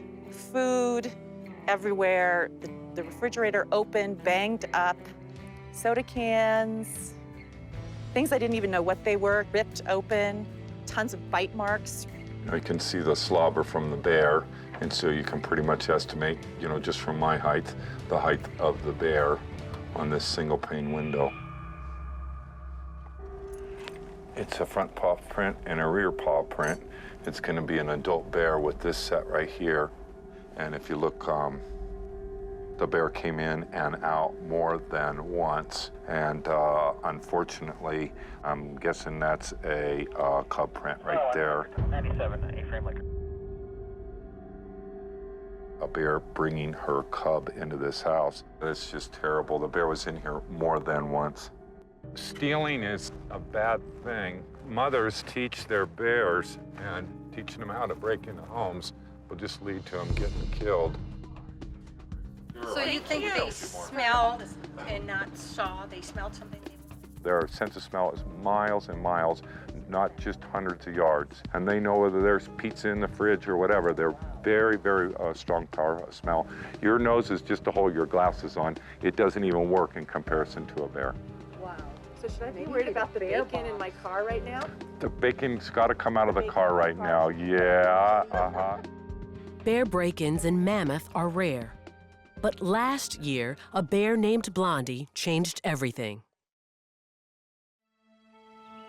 Blondie was responsible for 51 different entries of homes in about a half a square mile. It was expensive homes, lower-end homes, cabins, never a tent, never a trash can. She knew to walk right to the refrigerator, open the refrigerator and the freezer, and help herself. Blondie caused so much property damage, she became headline news. Authorities had no choice. They issued a shoot-to-kill permit.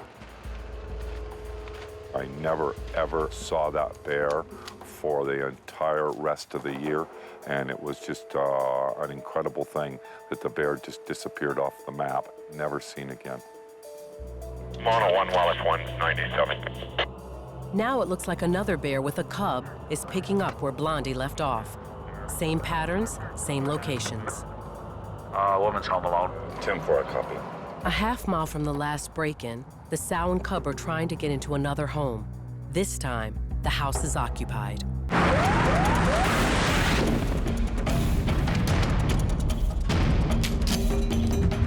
Hello? Are you all right, ma'am? Where are they at? There's nothing out here? No, ma'am. Are you okay? Yeah, I'm okay. I was All right. trying to get through a window out there. All right. Bears should not be pulling on anybody's window, especially an occupied home. I take it very seriously, to get a bear shot. I wish I got here sooner, and I would have dealt with it right then, and we're just a few minutes behind the call.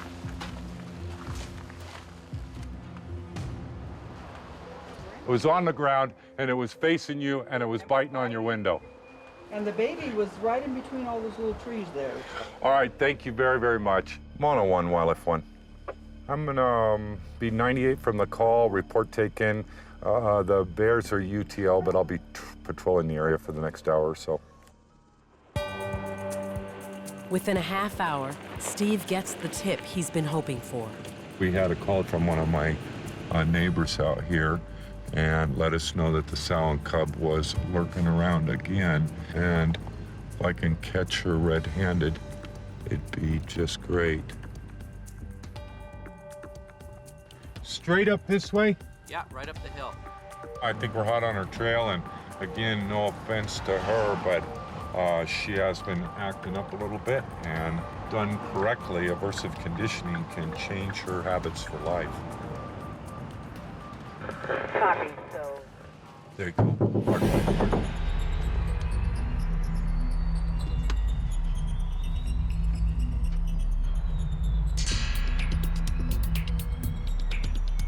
Steve stays a short distance away from the bears, hoping to catch them attempting another break-in. But then, neighborhood dogs frighten the bears. The sow runs one way, the cub heads up the nearest tree. With the sow and cub separated, Steve shifts his efforts from punishing the bear to reuniting her with her cub. We got 3 dogs on the bear right now. We got a baby cub right here at 10 feet. She can't leave the cub here. You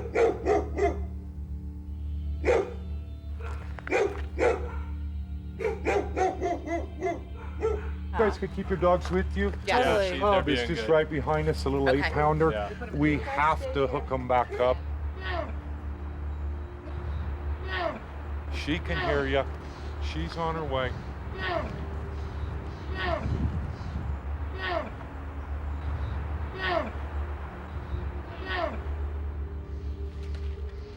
Here she comes. All right, all right. Hurry up. It's all right. Come get that cub.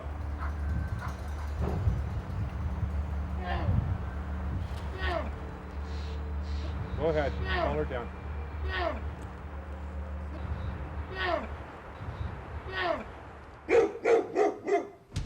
You're all right. Go home. Go on now. Go home.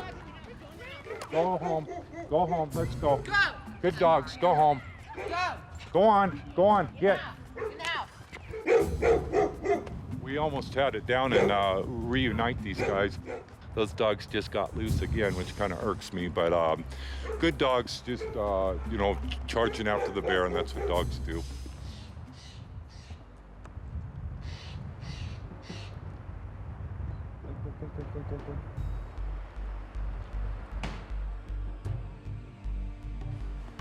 Finally, after 40 minutes,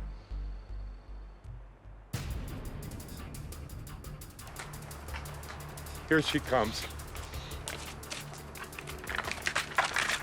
Lower the sows down.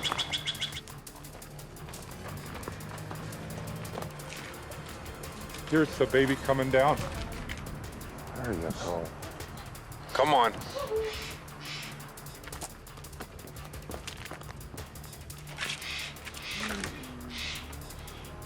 You're all right.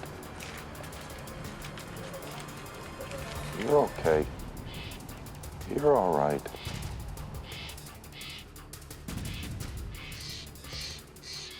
the sow and cub reach the ground, but there's still a lesson to be learned. She was walking away at a slow speed instead of running away. Bears need to learn to be afraid of people. That's my job sometimes, is to professionally be mean to bears.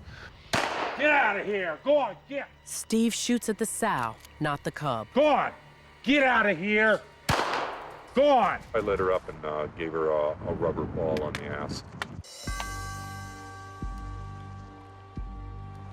101 Wildlife 1. I just fired 2 deterrent rounds on this sow out on Woodman Street. We're code 4. Just FYI, if you get somebody calling in. They are non-lethal rubber rounds, light fields, and they work just great. It's a soft rubber, and just reach out and tap her and let her know she's in the wrong place at the wrong time. Don't be walking around midday checking windows. We'll treat you like any other perpetrator in our town. Steve measures his success with the bears by their actions. 24 hours after shooting rubber bullets at the sow and cub, they're staying away from homes and eating their natural food in the forest.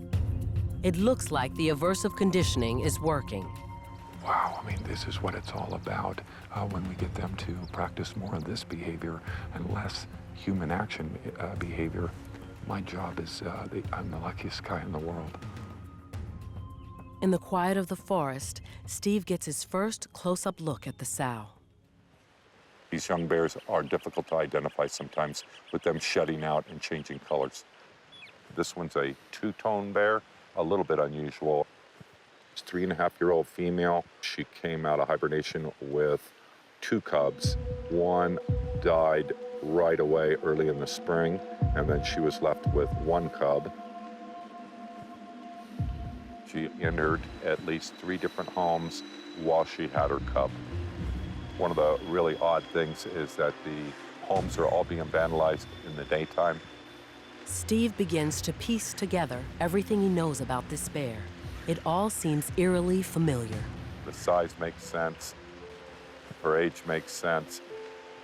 Every single thing indicates that it's the bear who entered all the homes. Last year, Blondie, that she could be alive and wreak havoc, that just gave me shivers up my spine. Dark head, dark legs, blonde straps and back, blonde highlights. That hasn't changed much other than the blonde continues to darken, but those same basic color patterns, same age, same sex, same homes that are being broken into. Blondie never went in a single home at night. She only went in homes in the daytime, which made it even more offensive.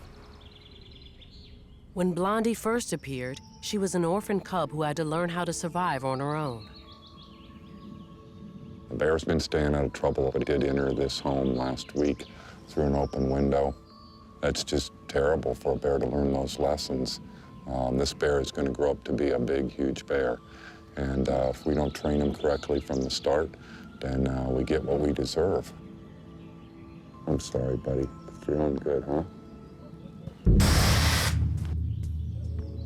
The bear just got in the habit of going into houses that were open, all soft entries, open sliding glass doors, open windows, and it would go straight to the fridge, right past the trash can, and help itself to ice cream or fine cheeses. Guava was a favorite. People weren't afraid of it. They didn't report what she was doing, and they would just shoo her out of the house. Go on, you cute bear, and keep the cookies. And so it went unchecked and unreported dozens of times. What are you doing here? Hey, what are you doing here? You bad bear. You bad bear. No more. It was just a really, really bad example of loving on bears too much. People just went out of their way to protect her. The bear came out of den last year and proceeded to enter homes. Again, they were all soft entries in a half a square mile. 51 times it entered homes. Go on, get out of here! I just could not put a stop to it. Rubber bullets, flashbang, pyrotechnics, the food reward, and the people doting over that bear outweighed me being mean to the bear. The bears left the area. But there was another issue hampering Steve's efforts to teach Blondie. Mammoth Lakes borders federal forest land. Steve's area of responsibility is within the 4 square miles of our town, where Steve can use all of his techniques and efforts to dissuade bears and try and change their behavior patterns. When Blondie raided homes outside Steve's jurisdiction, he was powerless to stop the behavior. Really, it was quite evident that Blondie was going to push the envelope until somebody had to shoot her. A shoot-to-kill permit was issued for Blondie, but then, as if the bear could sense it, Blondie disappeared, and the shoot-to-kill permit expired. I spent hundreds and hundreds of hours trying to locate her or her carcass, and was unsuccessful. It was really odd, but the bear never showed up again. Until now. And though she's broken into 3 cabins, Steve doesn't punish her. For the moment, she's not breaking any of the rules. We reward our bears by silence and privacy for doing the right thing. It looks like she wants to suckle and feed her cub. And so we're just about to back out of here, and we'll leave her alone. But she's being a good bear, and it's great to see.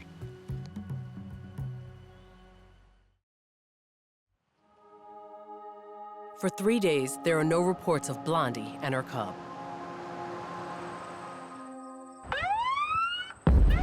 Marty, copy Wallace 1. I was on patrol and the car in front of me came to an abrupt stop, so I stopped to see what the problem was. You could tell he was rattled. I walked up to the car. He wouldn't even roll the window down at first. Then he cracked it and told me that a car coming the opposite way up towards Lake Mary had just missed the mom bear and hit a cub right in front of him.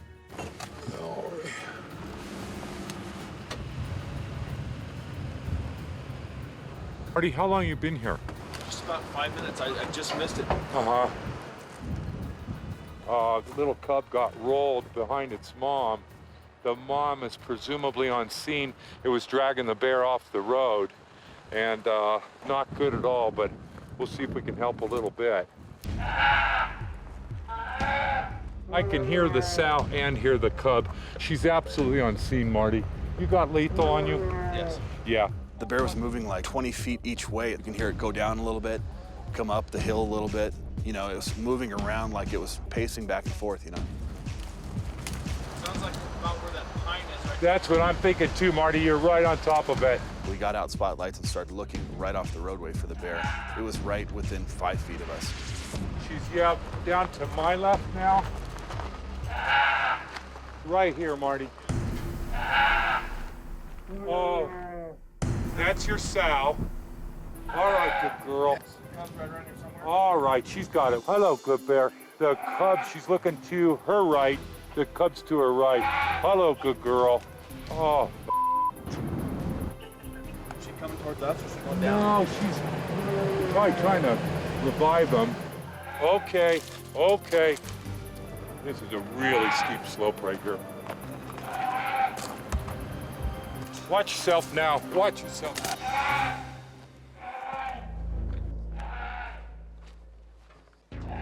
Okay. Me.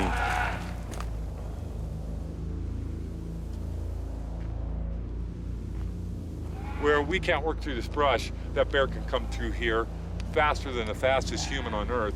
You need to be careful when you're dealing with an injured bear. The cub is, you know, is all right.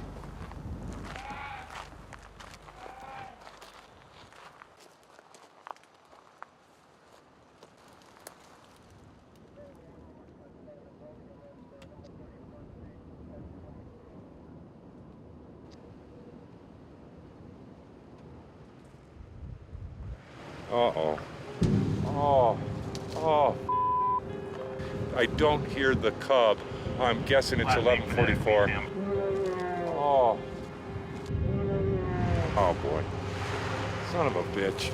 The cub died while we were there, and we could hear its vocalization stop.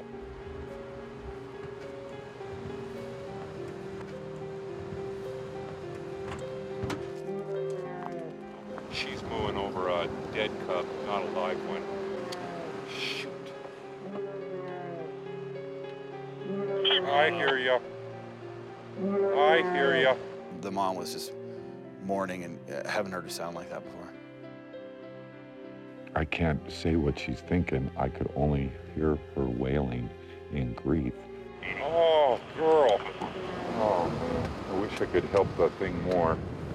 You have a really, really anxious sow that's just lost her young, and for the safety of everyone involved, we're going to lay back off this scene. How friggin' sad. Thanks, Steve.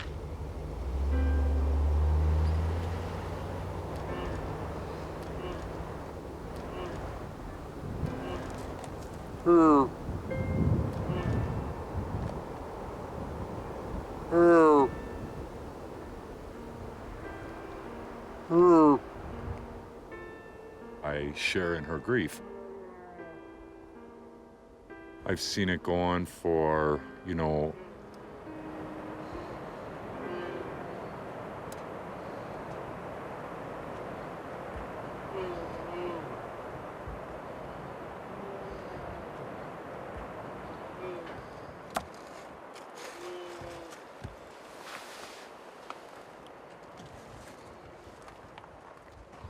we're done filming, guys.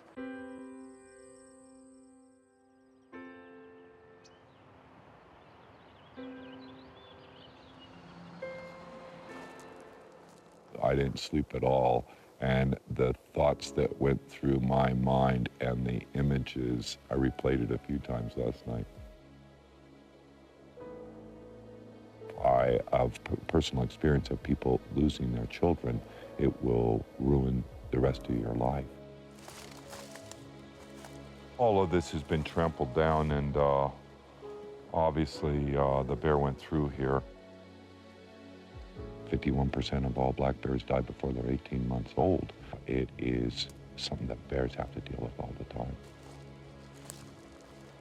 I don't see any blood or hair or the body of the young bear, and kind of happy for that.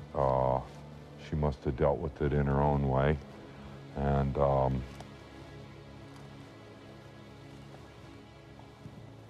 we won't have to do any body recovery today. I see some of the most beautiful things, you know, that anyone could ever imagine.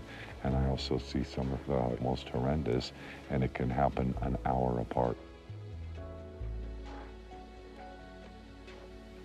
You know, I'm the luckiest guy in the world, and some days suck. Blondie disappears. Steve is now monitoring the big bears who have come into town and taken over the prime feeding areas. Like the bear who's made a local golf course his home. Steve calls him Half Bib. We call him that because of the big blaze on his chest. It looks like a bib. He comes out about this time every evening and enjoys the cool grass. Have a poop and a pee and a little bit of food and water. He's a no harm, no foul bear. He's never caused any problems in Mammoth. I can't document a single 911 call that we were on with that bear. You can set your clock by his habits, and his habits are all good habits. And we'll give him all the room he needs. In the summer, he does try to hold space in some of the most prime habitat, and in this case, he can hold his own in the golf course and makes a good living there on the grass, the flowers, the wasps, the insects, the larvae. It's just a really rich place for food.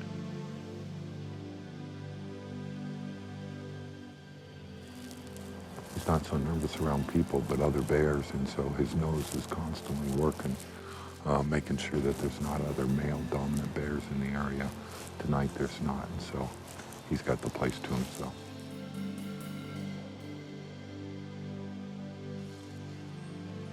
Big guy. Big guy. He isn't habituated, but does he know the ways of man, the traffic patterns, what time the bars close? He sure does. And he's a great example of the bears that we want to keep alive in Mammoth. But not all bears play by the rules of Mammoth Lakes. There's a bear in a cabin up at Twin Lakes, cabin number 4. Here's the entry spot, and the bear went in and out a couple of times, and then just before you got here, headed up the back trail. Just kind of ripped the side off and looks like it hopped on the bed and went in. Bear was in here for a while. Can you see the blonde-colored hair? Could you describe him for me? It's not a big, super mature-looking bear to me, but it's not a little guy either. She has some pictures here, Steve. You could scroll through. Oh, no. This is Blondie. 4415, 4411. 3 weeks after Blondie's cub was killed by a car, the bear is out of control, He came right to our window. raiding multiple houses daily. I looked up, and there it was by that big tree, just looking at the cabin. I said, looking at there you, he huh? is. And we know that bear. It's that young bear that's the baby was killed.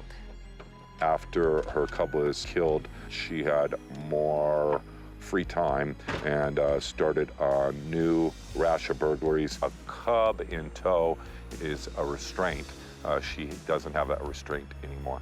Blondie's now able to travel faster and farther. She moves outside of town back to land controlled by the federal government, the same area where she caused so much damage a year before. Steve is powerless to do anything. It's beyond his jurisdiction. I was ordered to stand down in those areas with any type of tool that I might use on a bear. Copy that. We'll be documenting. I guess.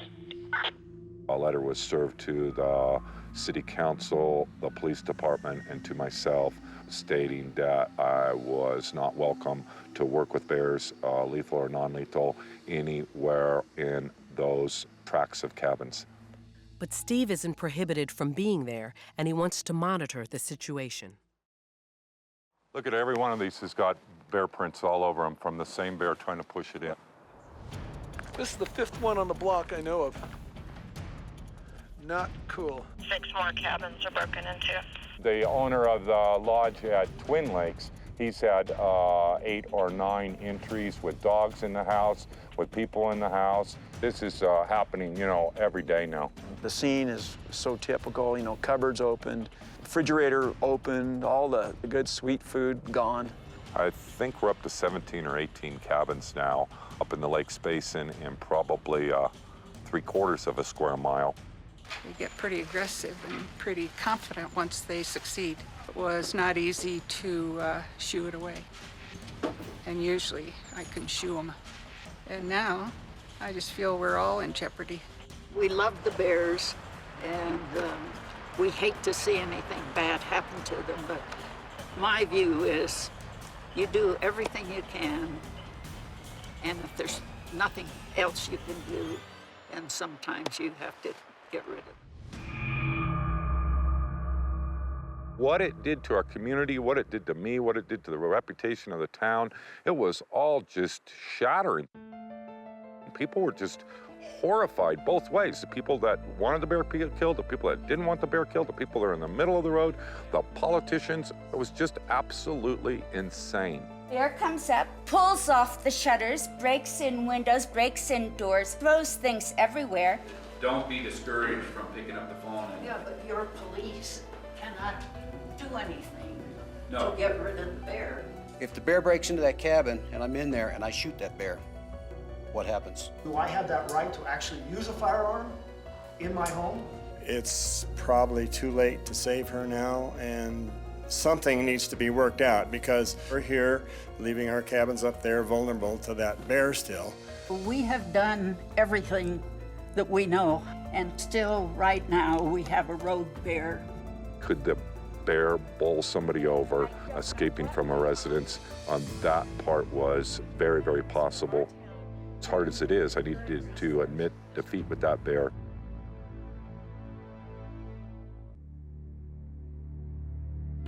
To destroy a bear, law enforcement needs what's called a depredation permit. We had a summer home owner get a depredation permit from the California Department of Fish and Game, which is a process that allows a homeowner to either remove themselves or contract with someone to remove a nuisance animal. She usually went in places that weren't occupied and that were shuttered up, and she would just tear the shutters off, push in the windows. And that's what made her such a dangerous bear, because there was no protection. I mean, if your shuttered cabin doesn't protect you from a bear, then you have no defense. Steve wants to be the one to take the shot. I have gone public asking permission to take the life of this young bear. I have a huge connection with this particular bear. I've spent countless hours dealing with this. If you're not prepared to remove a certain bear out of the population, then you shouldn't be in this line of work. But the permit is for property outside of Mammoth city limits. That bear is in a jurisdictional mess and is on the other side of an imaginary line that the Forest Service owns that property, and it's not within the 4 square miles of town proper, then I'm not allowed to do my work. And boy, am I pissed off. By law, the destruction of the bear falls to federal government trappers who will capture and euthanize her. Relocation is against California Fish and Game policy. We have multiple tools at our disposal that we can use in order to capture a wild bear. We have culvert traps or large cage traps that will put some type of a bait inside, usually a food source that bears are accustomed to. When the bear crawls into the culvert and grabs that bait, it releases the doors and they slam shut, and then they lock, and then that bear is trapped inside the culvert trap. And, you know, typically they're euthanized with a firearm. Bears being shot in the head in live traps bothers me, and especially when it could be prevented. Whatever happens, we should be responsible for ourselves and for our bears. That's why it says don't feed our bears instead of don't feed the bears, because they're not somebody else's bears. They're our bears, and you ought to be responsible for them, good or bad. That night, the traps are set. Blondie never shows. A bear is not a nocturnal bear. It only does daytime burglaries. As every day passes, destroying her becomes a hotter issue for the community that loves its bears. It's not black and white. There is no books written about this or laws written about this. It's to good judgment. We're all here to serve the public. And what would the public want? What would mom and dad and the normal, everyday people that aren't on scene, what would they be saying to do? Shoot. Shoot. Steve can't do anything to save Blondie. The most he can do is help find her and make sure authorities get the right bear.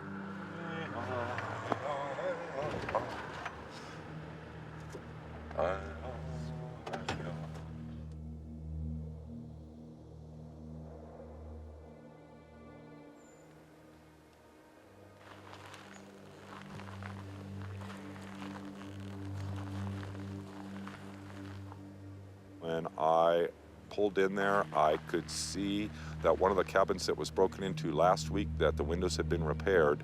All the shutters had been torn off, the screens had torn off, the window was covered with her prints. David 1, Wildlife 1. Wildlife 1, 4410. Yeah, it's breaking into another cabin now.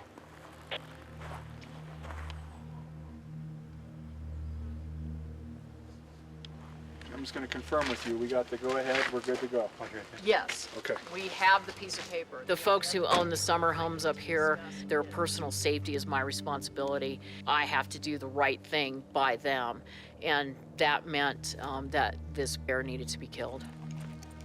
Blondie has become a public safety hazard. The bear continues her rampage. But it's daytime, and the feds aren't present. Now it falls to the Mammoth Lakes Police Department to destroy her. I just need to know where he is. Steve. I'm behind the Olson cabin. We're probably 300 yards up from where my truck is. The more of us that are moving through here, the more noise we're going to make. So we need everybody just kind of slow down and be conscious of that.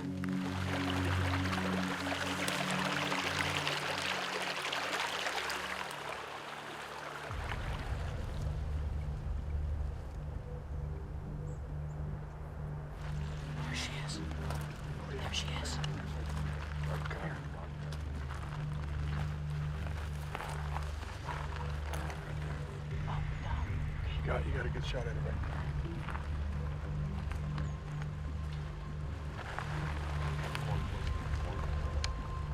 My thoughts were to make it clean, to make it safe, and to just get the problem solved.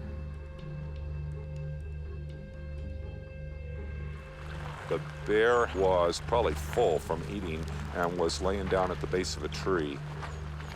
I stayed eyes on the bear. They got locked and loaded.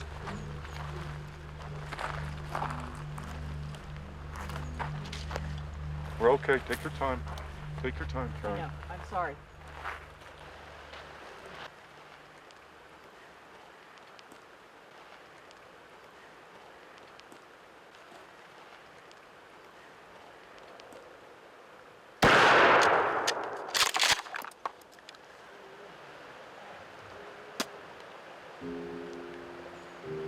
Second shot, yes? Yeah. Go.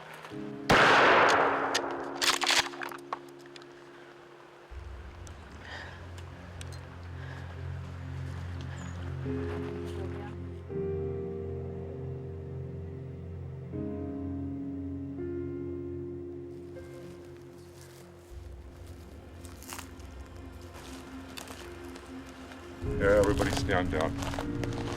Okay, I need to talk to you. Sure.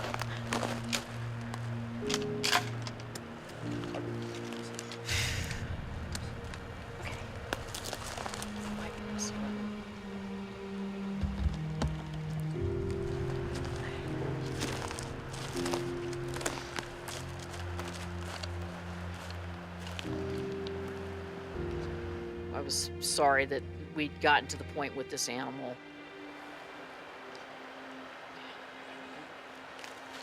It's just, we have such a unique environment up here. We certainly, as human beings, have a responsibility in that, and that we allowed the animals to get to the point where they started to look for human food instead of their own. I got a vested interest in it. My cabin's been broken into 3 times in the last 3 weeks. Okay? I understand that, Did you get sir. him?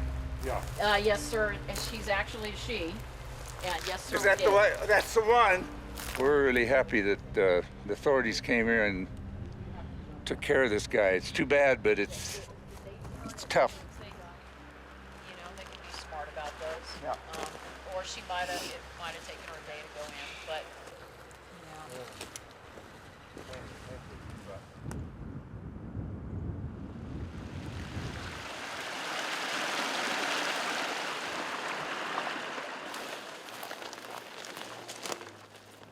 California Department of Fish and Game wildlife biologists will take the carcass. They're responsible for disposing of the body. For the time being, I've taken possession of the bear. Maybe collect our thoughts before we turn the bear over to be put in the landfill.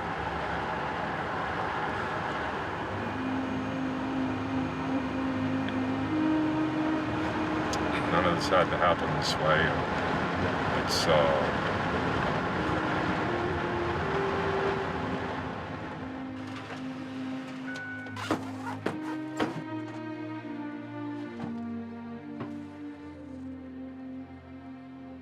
I'm not a religious man, but I think I'm a spiritual man, and the Native Americans taught me to follow their lead and make an offering to this guy, help this guy along a little bit best we can.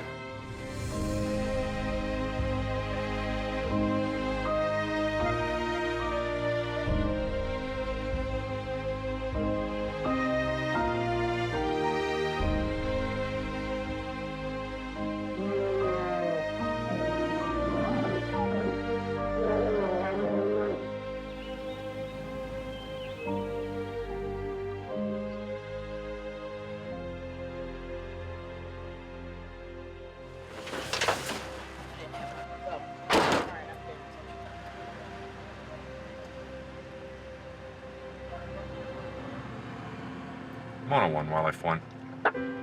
Wildlife 1. Can you show me 98 from the Lakes Basin? 10-5.